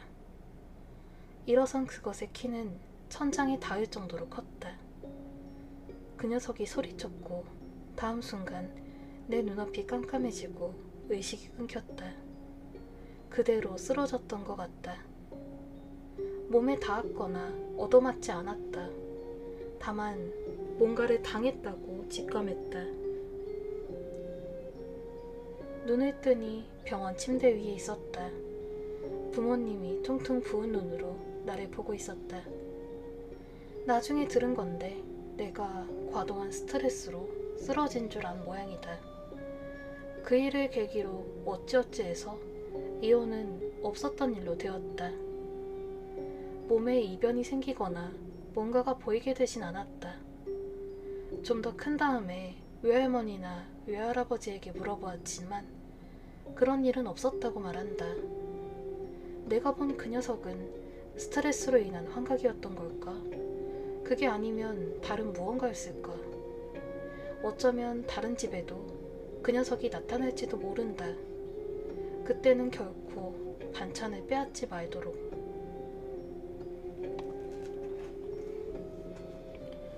꿀님, 어이쿠님 어서오세요. 추천 감사합니다.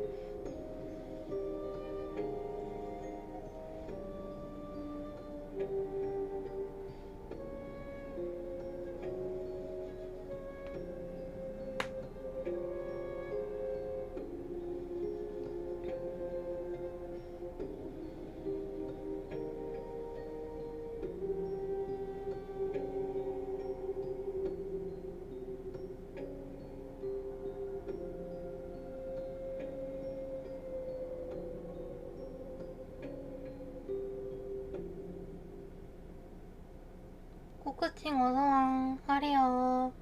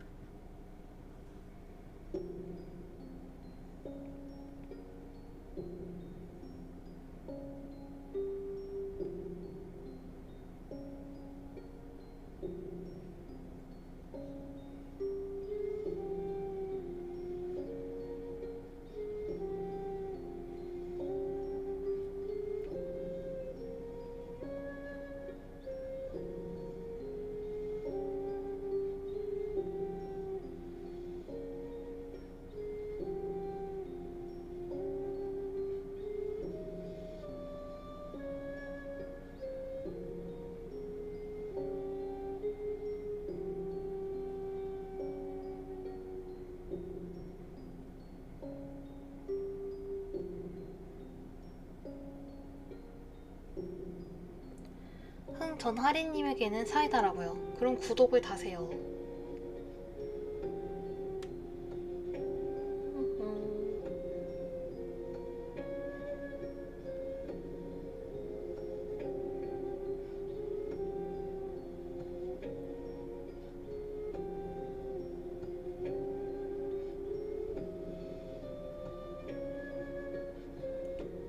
리가님 어서 오시고요.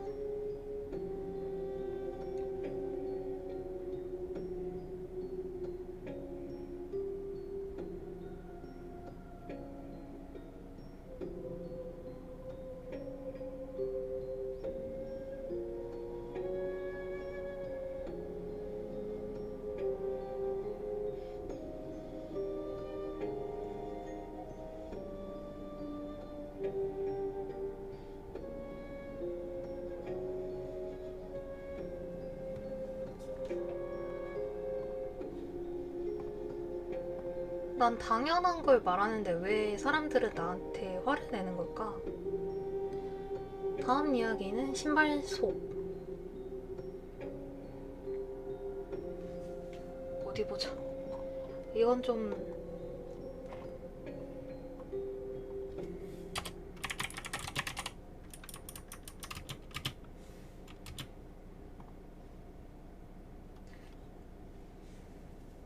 글쎄요. 저도 곤란할 때가 좀 있어요. 네, 추천 감사합니다.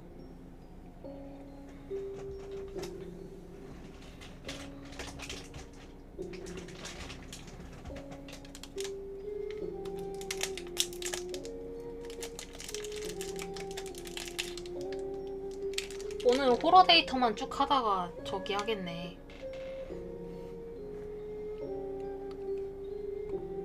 죄송할 게 있나요? 호러 데이터 다 끝나겠어. 10개 하기로 했는데 중간중간 너무 길어.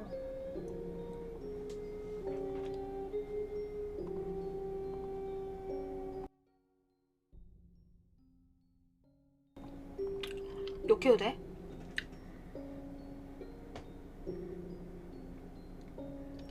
앞정 밟은 거 생각나요. 아, 그거 진짜 아픈데. 제가 중학생 때 그냥 복도를 지나가다가 거기에 앞정이 떨어졌나봐요. 게시판 앞이라서. 근데 제가 그걸 모르고 밟았어요. 앞정이 그냥 발 속으로 푹 들어가가지고 하나가 박혔거든요. 너무 놀래가지고 바로 빼긴 했는데 피가 진짜 아팠어요. 아, 그게 왜 생각났냐.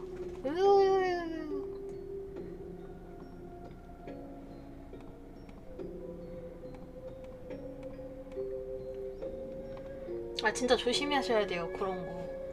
그때 파상풍 주사 이런 건 안 맞긴 했는데 지금 생각하면 맞았어야 됐어.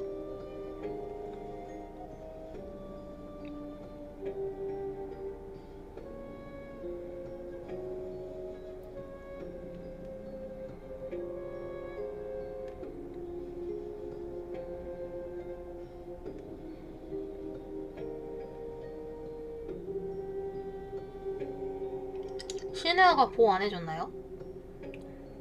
그러니까 실내화를 뚫고 들어온 거죠.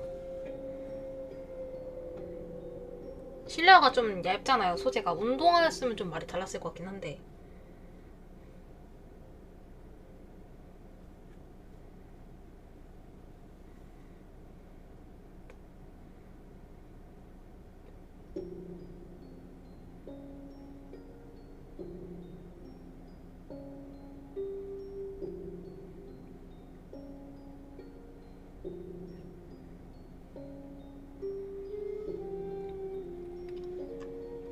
지선님 어서오세요.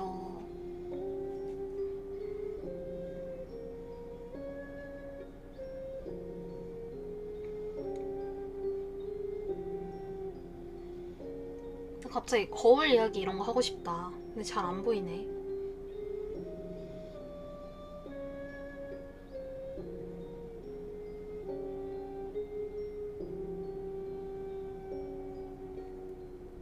그래서 신발 속 이야기입니다.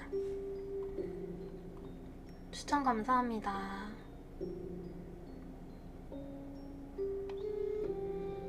이번 이야기는 호러 데이터 신발 속입니다. 이건 아직 내가 어렸을 적에 겪었던 체험.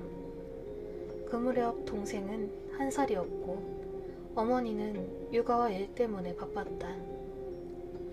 집을 나올 시간에 동생이 오줌을 싼 듯 어머니는 부산스럽게 움직이고 있었다. 나는 혼자서 신을 수 있게 된 신발을 직접 신으려고 현관으로 갔다. 현관에 놓아둔 내가 좋아하는 빨간 신발을 발견했다.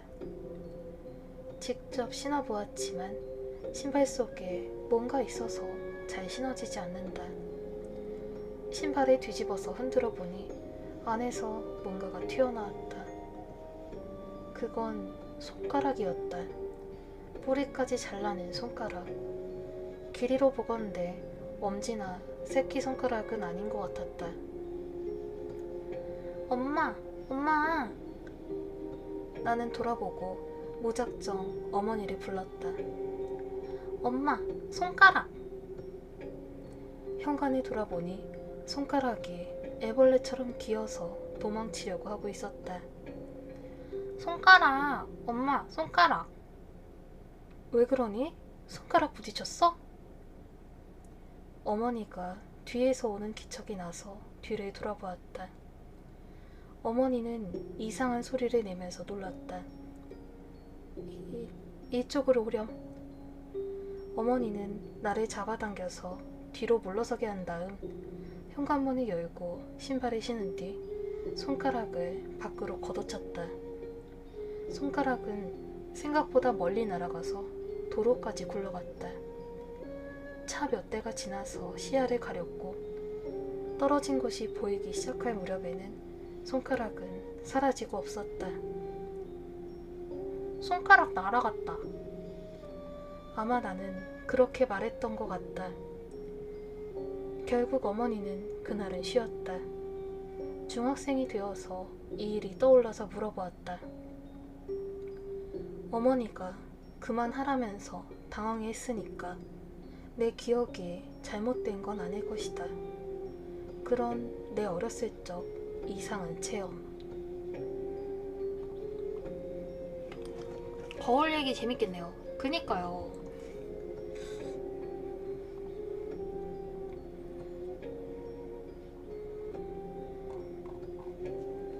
다음 이야기는 비 오는 날입니다. 비 오는 날 참 좋은데 집에 있으면 참 좋아요. 어렸을 때는 학교에 있다가 막 비가 오면은 우산이 있어도 막 젖고 그랬거든요. 애기의 순수함이 더 무서운 느낌. 손가락 날아갔다 이러는 거 보면은 엄마는 얼마나 기겁을 했을까.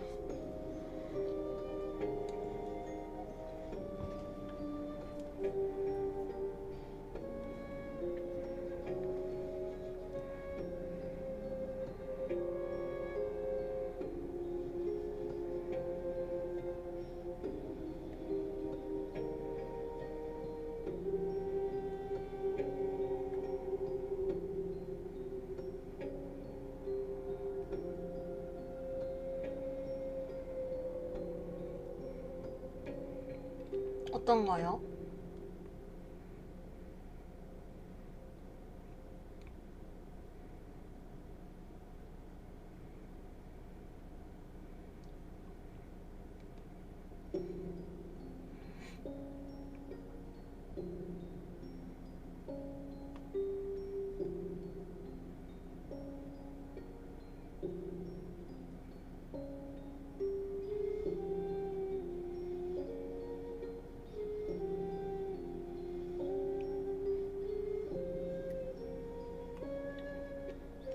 음,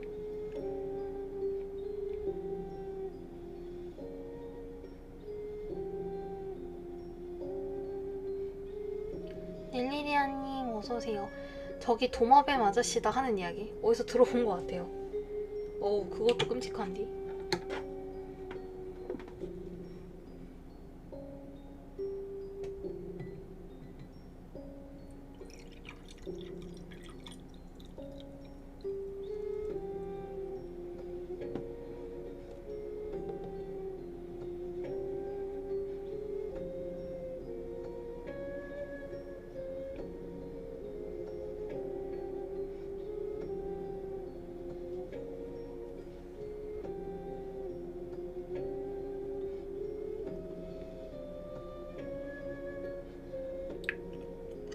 휴마님 어서오세요. 다들 불금이나 즐기시나봐요. 우리 방엔 인싸밖에 없나봐.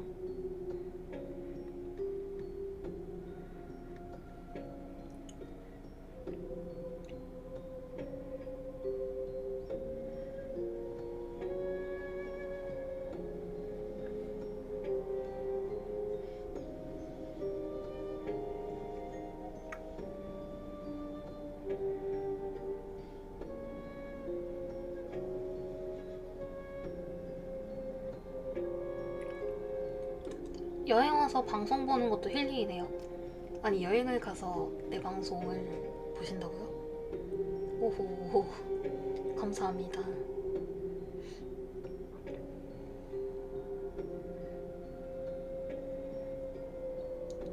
아주 감사합니다.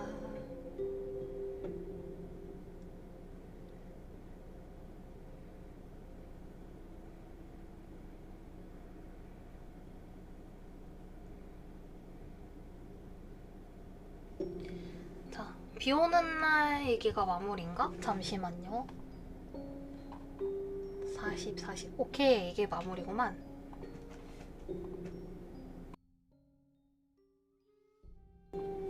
호두마루님 어서오세요.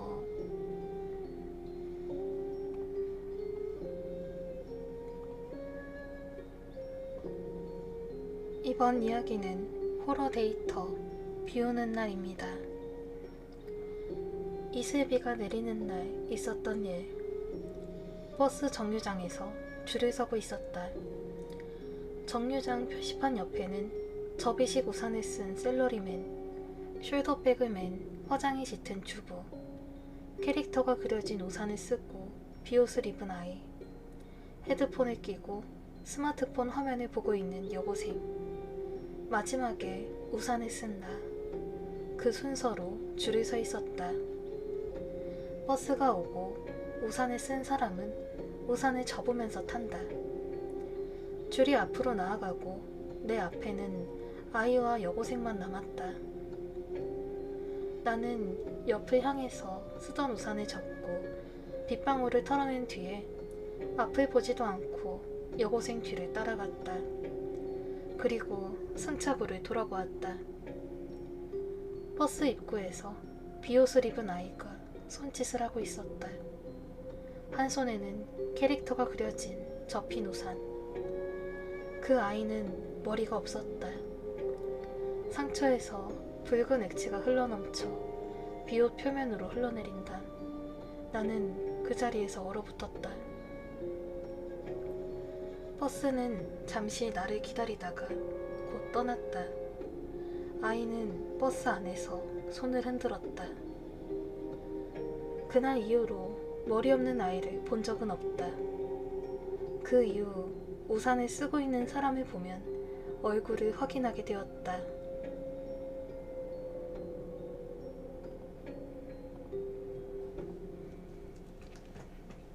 와, 이거 완전 그건데? 쓰고 있는 우산 딱 내렸는데 거기서 머리 없는 시체가 딱 있는 거야. 캬, 나도 참. 몬스터님, 명예형님 어서 오시고요. 밤하늘 별 보면서 듣는 것도 운치 있을 것 같긴 하네요. 아니, 그런 좋은 장면에 왜 그럴 것 같긴 한데. 아무튼 오늘도 호러 데이터 40번까지 했고요. 조금 길었지만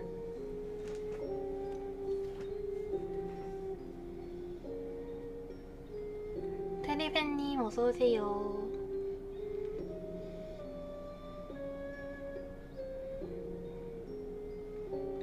이제 가나요? 가기에는 시간이 남았는걸.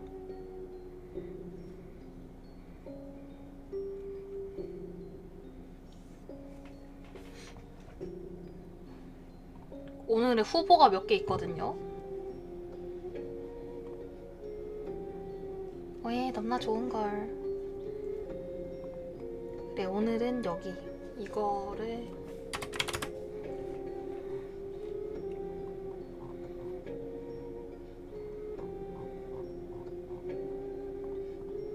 과연 두고두고두고.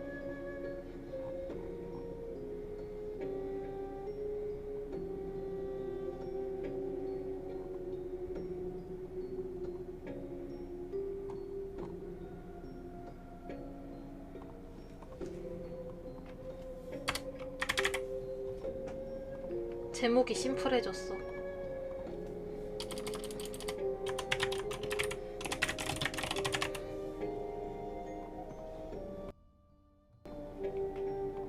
추천 감사합니다. 여러분 추천 진짜 감사드려요. 제가 언제 한번 우리 방은 보는 분들에 비해서 추천 너무 적다고 하소연한 적이 있는데 그때 이후로 뭔가 추천수가 올라서 기분이 묘합니다. 아무튼 감사드려요.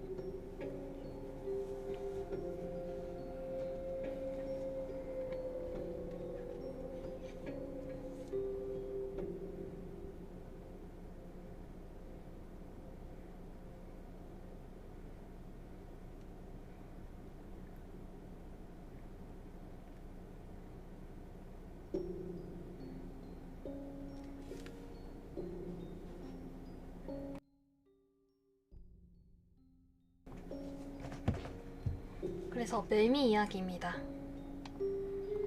아이고 추천 감사합니다. 이번 이야기는 매미입니다. 나에게는 잊고 싶지만 잊을 수 없는 끔찍한 경험을 한 적이 있다. 유령 같은 걸 본 건 아니지만 나는 오토바이 타는 걸 좋아하다 보니 추석 때도 귀성 겸 여기저기를 들렸다. 그리고 연휴 마지막 날 혼자 살고 있는 원룸으로 들어왔다. 일주일간 누구 하나 들어온 사람이 없었던 방은 찌는 듯이 더웠다. 나는 에어컨을 킨 뒤 샤워를 하고 맥주 한 캔을 꺼내 소파에 앉았다. 바로 그때였다. 방 안에 엄청난 크기로 이상한 매미 소리가 울려 퍼졌다.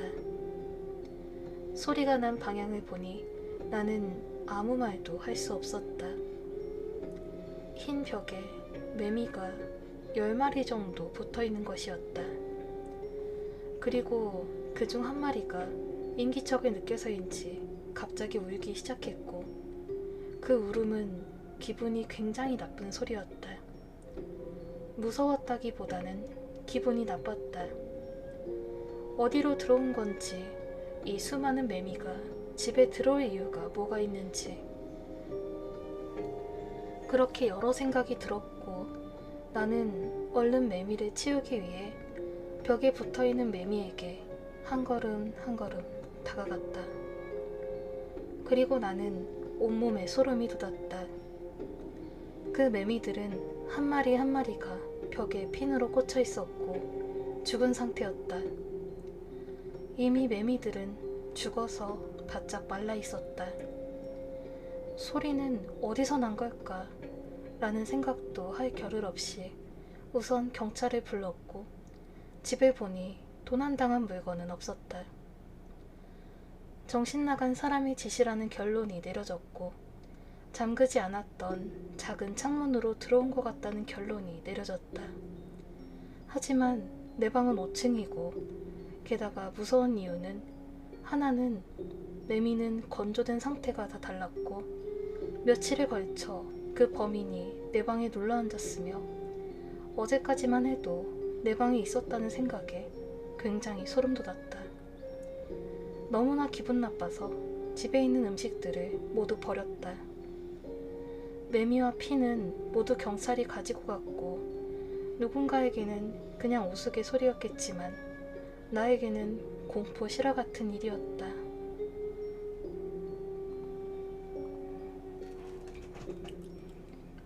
아원님, 몬스터님 어서 오시고요. 진짜 정신 나간 짓이네. 대체 왜?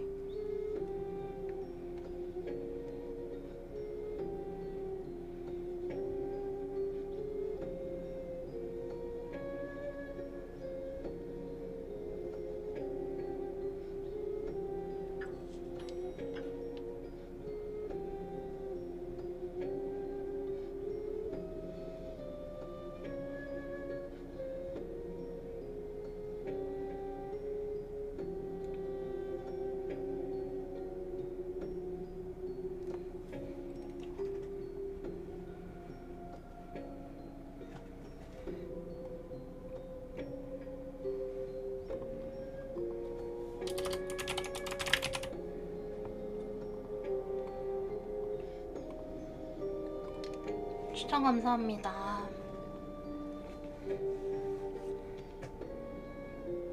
자, 오늘도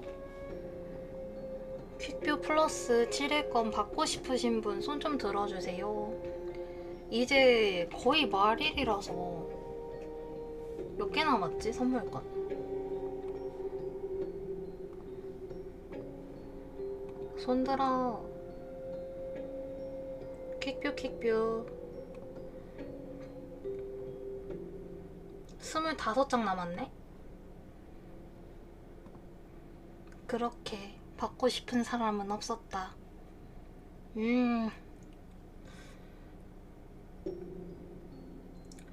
자, 그래서 다음 이야기는 살려주세요 라는 이야기입니다.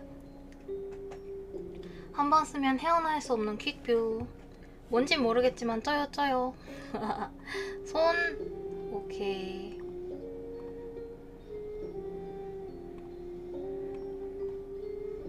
리가님 손, 연지님 손.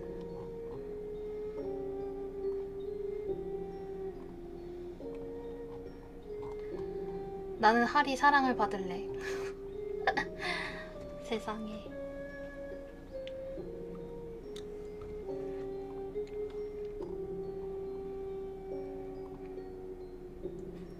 근데 뭐라 그래야 되지? 우리 방송은 어떻게 생각하면 나의 일방적인 이야기 방송이다 보니 쌍방 소통이 잘 안 돼서 추천이 적은 걸지도? 라는 생각이 들어요. 흑흑. 짝짝짝짝. 그래서 뭐지? 생일 때도 나 퀵뷰 이벤트 했었는데 그냥 들어와서 채팅치면 아유 당첨되셨습니다 이러면서 퀵뷰 줬는데. 블루님 어서오세요. 그때 좀 웃겼어요. 막 내가 들어오면은 그냥 아 누구님 당첨되셨습니다 이러면서 퀵뷰를 드렸는데 그때 이상하게 방에 있었던 분들이 그걸 다 맞춰주셔가지고 아 축하드립니다 이러면서 그랬었는데 생일 방송이 참 재밌었어요.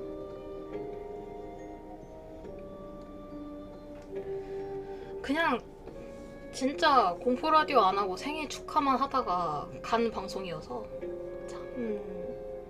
그리고 뭔가 제가 그렇게 축하받은 것도 거의 처음이었어요. 아이고 추천 감사합니다. 그래서 살려주세요입니다. 나 하리랑 있으면 항상 재밌어. 근데 왜 채팅을 잘 안 칠까? 채팅이 1이지만 왜 채팅을... 초코님 어서오세요. 아니야 안 친다고 할 수가 없어. 네빌님이 우리 방 채팅 1이잖아. 기가.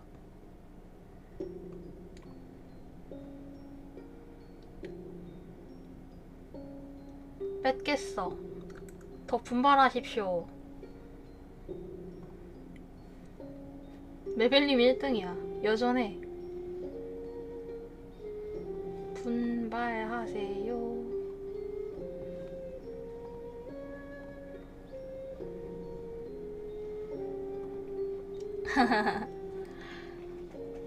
채팅수가 차이가 엄청나요. 치킨콩님 어서오시고요. 자 그래서 다음 이야기는 주인공이 방 꾸미기에 집착을 하고 있었대요. 오케이 겨요.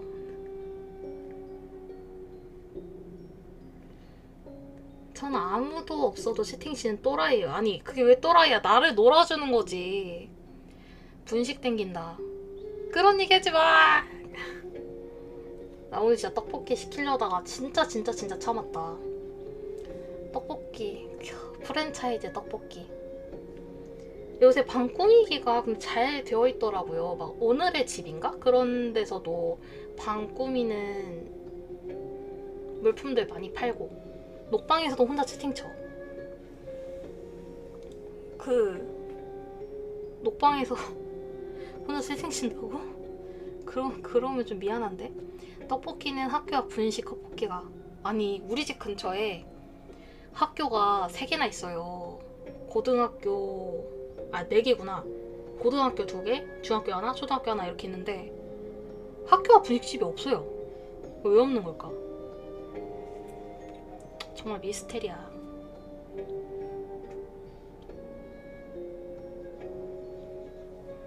좀 있었으면 좋겠어. 그 대신에 집 바로 옆에 배떡이 있어요. 근데 나 배떡 잘 안 먹는데. 배떡 우리 집 바로 옆인데 배달비를 3,000원에 받고 포장이 안 된대요. 그래서 안 먹어요. 포장 안 되는 거는 좀 에바라고 생각을 해서.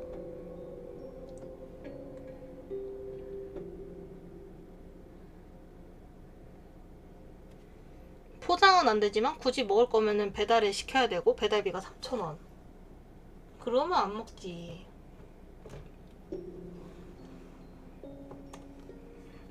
너무 가까워요. 거리가 50m인가? 50m도 안 됐나? 포장은 안 되는데 배달은 되고 배달비가 3,000원. 말이 이상한데? 오히려 포장을 더 해주지 않을까 했는데 포장 안 된다고 써있어요, 문 앞에. 떡볶이 먹고 싶다. 누구일까요? 님 어서오세요.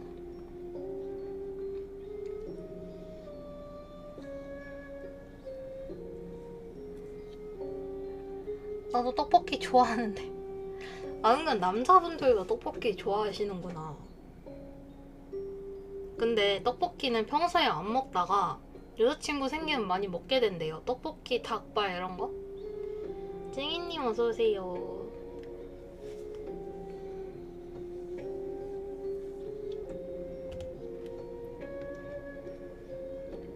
배달 전문 업체인가봐요. 그럴 거예요. 피카츄도. 피카츄.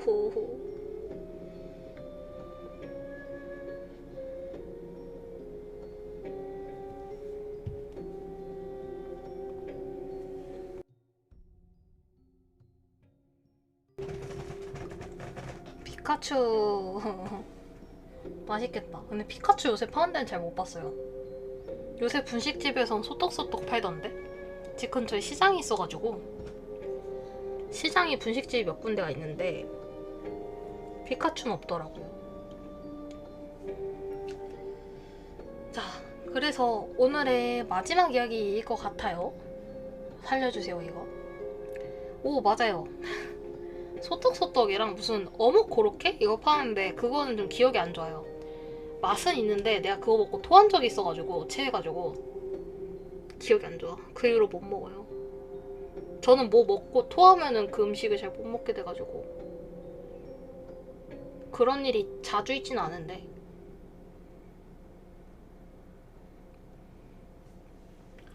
근데 다들 그러실 것 같아요. 뭐 음식 먹었는데 그것 때문에 체하거나 토하면은 좀 기억이 안 좋아질 것 같아. 살려주세요의 뒤를 이야기 더해주세요. 더해주세요. 오 센스가 역시 우리 방 시청자는 진짜 센스가 이거야 이거. 자 살려주세요입니다. 경남님 어서오시고요. 그런 음식은 먹고 싶다는 생각이 잘 안 들긴 해요. 그쵸? 침묵의 메빌장. 진짜 메빌님 내가 진짜 뭐라 그래야 되지? 진짜 선물이라도 좀 보내드려야겠어. 제가 얼굴을 막 엄청 캠방을 하는 사람은 아니어서 같이 식사는 못하겠지만은 진짜 뭐라도 보내드려야겠어 조만간. 항상 너무 감사드려가지고. 자 그래서 살려주세요입니다.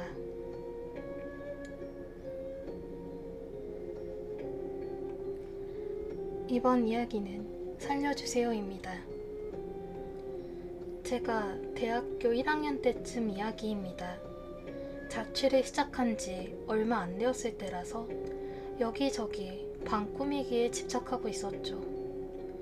그날도 어김없이 집에 인테리어 아이템들이 택배로 왔다고 해서 얼른 학교가 끝나자마자 집으로 향했습니다. 택배 꾸러미들을 보며 즐거워하고 있었어요. 이곳저곳 제가 고른 아이템들로 열심히 꾸미고 있었는데 저희 건물이 옛날 건물이라 방음이 전혀 안 되는 집이었는데 갑자기 계단에서 누군가가 올라오는 소리가 들리더라고요. 뭐 평소에도 잘 들렸던 소리라 별 신경 안 쓰고 집 꾸미기에 열중하고 있는 찰나에 어떤 여자가 살려달라고 소리 지르는 소리가 들렸습니다. 방음이 안 되다 보니 대충 어디서 소리를 지르는지도 감각적으로 느껴졌는데 그 소리는 저희 집 바로 앞에서 들리는 듯한 목소리였습니다. 근데 시간이 그때 당시 오후 1시쯤이었고 평일이라 그런지 빌라에는 아무도 없었는지 문 열리는 소리가 들리지 않았습니다. 여자가 너무 애틋하게 살려달라는 소리가 반복이 되자 걱정이 된 저는 문을 열고 나가기 위해 방을 나왔습니다. 근데 문득 무섭더라고요. 요즘 워낙 사건 사고가 많았고 혹여나 제가 나간다 해도 해결이 안 되는 일이라면 큰일이다 싶어서 경찰에 신고를 하기 위해 112를 눌렀습니다. 그리고 경찰분과 통화를 하며 문에 동그란 조그마한 구멍 있죠. 일단 여자분의 상태를 확인하기 위해 그 구멍으로 밖을 확인하였습니다. 그런데 전 경찰관분의 물음에 더 이상 대답할 수가 없었습니다. 그 여자분은 무표정한 얼굴로 저희 집 바로 앞에서 살려달라며 소리를 지르고 있었습니다.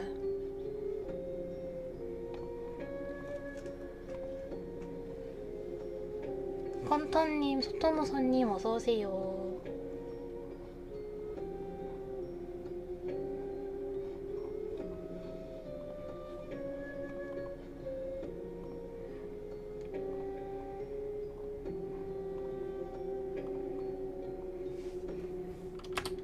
내일도 게임을 해야 한다니, 아침부터. 그래서 남은 시간 동안 뭘 할 거냐, 로어를 이따가 갈 겁니다. 소홀음. 아 근데 진짜 그런 얘기도 있잖아요. 비가 너무 오는 날인데 어떤 여자가 엄마랑 있었대요. 근데 밖에서 우산 좀 빌려달라는 여자가 막 있는 거예요. 그래가지고 문을 열어주려고 갔어요. 문을 열었는데 여자가 아니라 남자였던 거야. 그리고 비가 오는데 하나도 안 젖어 있었대요. 우산이 없다, 우산 좀 빌려달라 하는데. 그러면은 비 오기 전까지 계속 여기서 잠복을 했다는 소리일 수도 있고, 우산이 있었다는 소리일 수도 있고, 그러니까 모든 게 핑계였다, 뭐 그런 도시 전설이 있었죠. 근데 그 얘기 마지막이 그거였어요. 그래서 성인이 된 여자가 자취를 하는데 그 얘기가 생각이 나서 엄마랑 막 통화를 하고 있다 끊었어요. 근데 밖에서 우산 좀 빌려주세요 이런 목소리가 딱 들린 거지.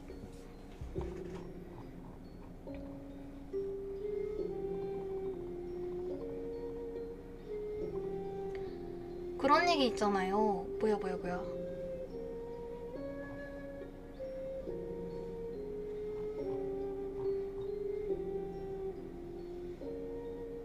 비 오는 날 부침개 먹고 싶다. 저는 부침개도 잘 못 먹는 게 예전에 해물파전 먹고 체한 적이 있어요. 그래서 못 먹음. 근데 김치 부침개는 괜찮아. 근데 먹을 기회가 별로 없네요. 소름 2번. 호호.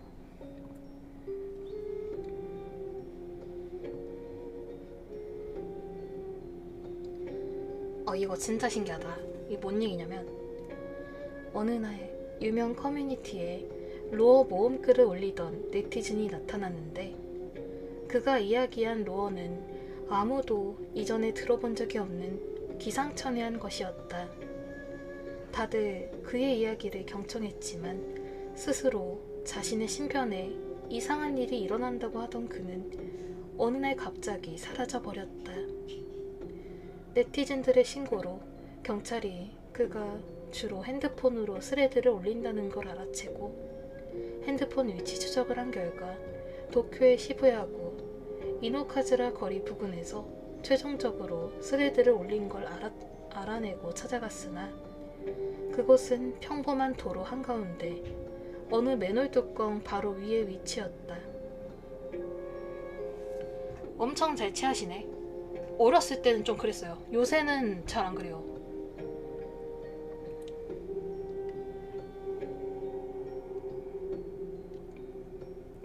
어렸을 땐 체하는 것도 체하는 거였는데 좀 속이 많이 안 좋았다고 해야 되나? 항상 스트레스를 너무 많이 받아서 그래요. 그게 어렸을 때.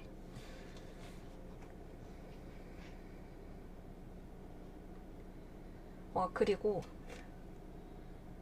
헝가리 미술대 부지 내에서 한 남자가 목을 메고 죽었다고 합니다. 학생들이나 그 외 관계자들은 그 시체를 현대 설치 미술작품이라고 생각을 했대요. 근데 구경하던 사람 중 한 명이 진짜 시체라는 걸 경찰한테 신고할 때까지 1년 이상 그 상태로 방치가 되었다고 합니다. 근데 부패가 안 된 게 신기하네요. 누가 방부제라도 넣었나? 추천 감사합니다.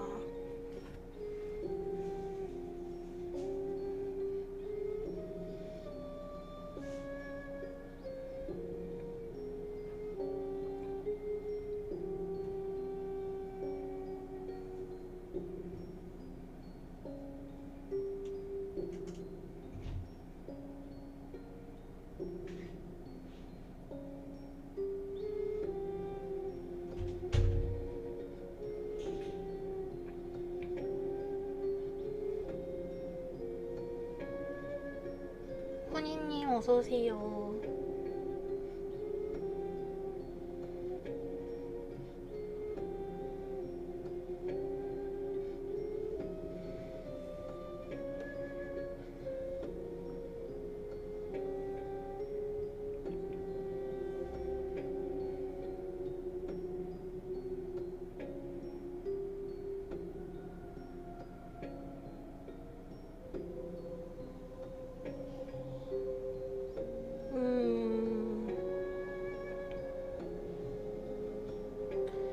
그리고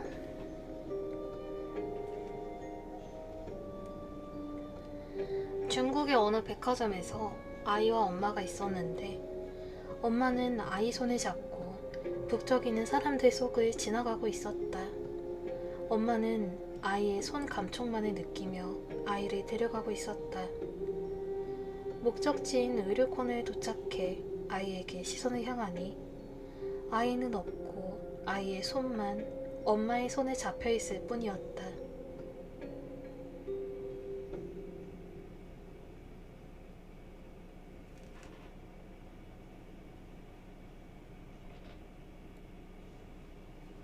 만두님 어서오세요. 1999년 일본 도쿄에 정체를 알 수 없는 문이 있다고 한다. 들어간 사람들의 증언에 의하면 모두 하얗게 보여 어디로 갈지 몰라 헤맸다는 이야기가 있다. 어느 날 어느 소년이 들어가 보겠다며 들어갔다 나왔지만 그 소년은 겁을 먹은 상태로 굉장히 떨고 있었다. 그리고 조금 진정된 후 물어보니 하얗기는커녕 모두 빨간색이어서 무서워 도망 나왔다고 한다. 그리고 다음날 소년은 프랑스에서 시체로 나타났다. 어서오세요. 어렸을 때 어머니 속 좀 썩이셨을 듯? 저요? 아파서? 근데 저희 집이 3남매인데 3남매 중에 어렸을 땐 제가 제일 건강했어요. 밥도 제일 잘 먹고 잔병치레도 셋 중에는 제일 덜했어요. 엄마가 저는 셋 중에서 제일 키우기 쉬웠대요. 건강하리. 아니 지금도 건강 체질이긴 해. 옛날에 공포 이야기 들으면서 게임 많이 했던.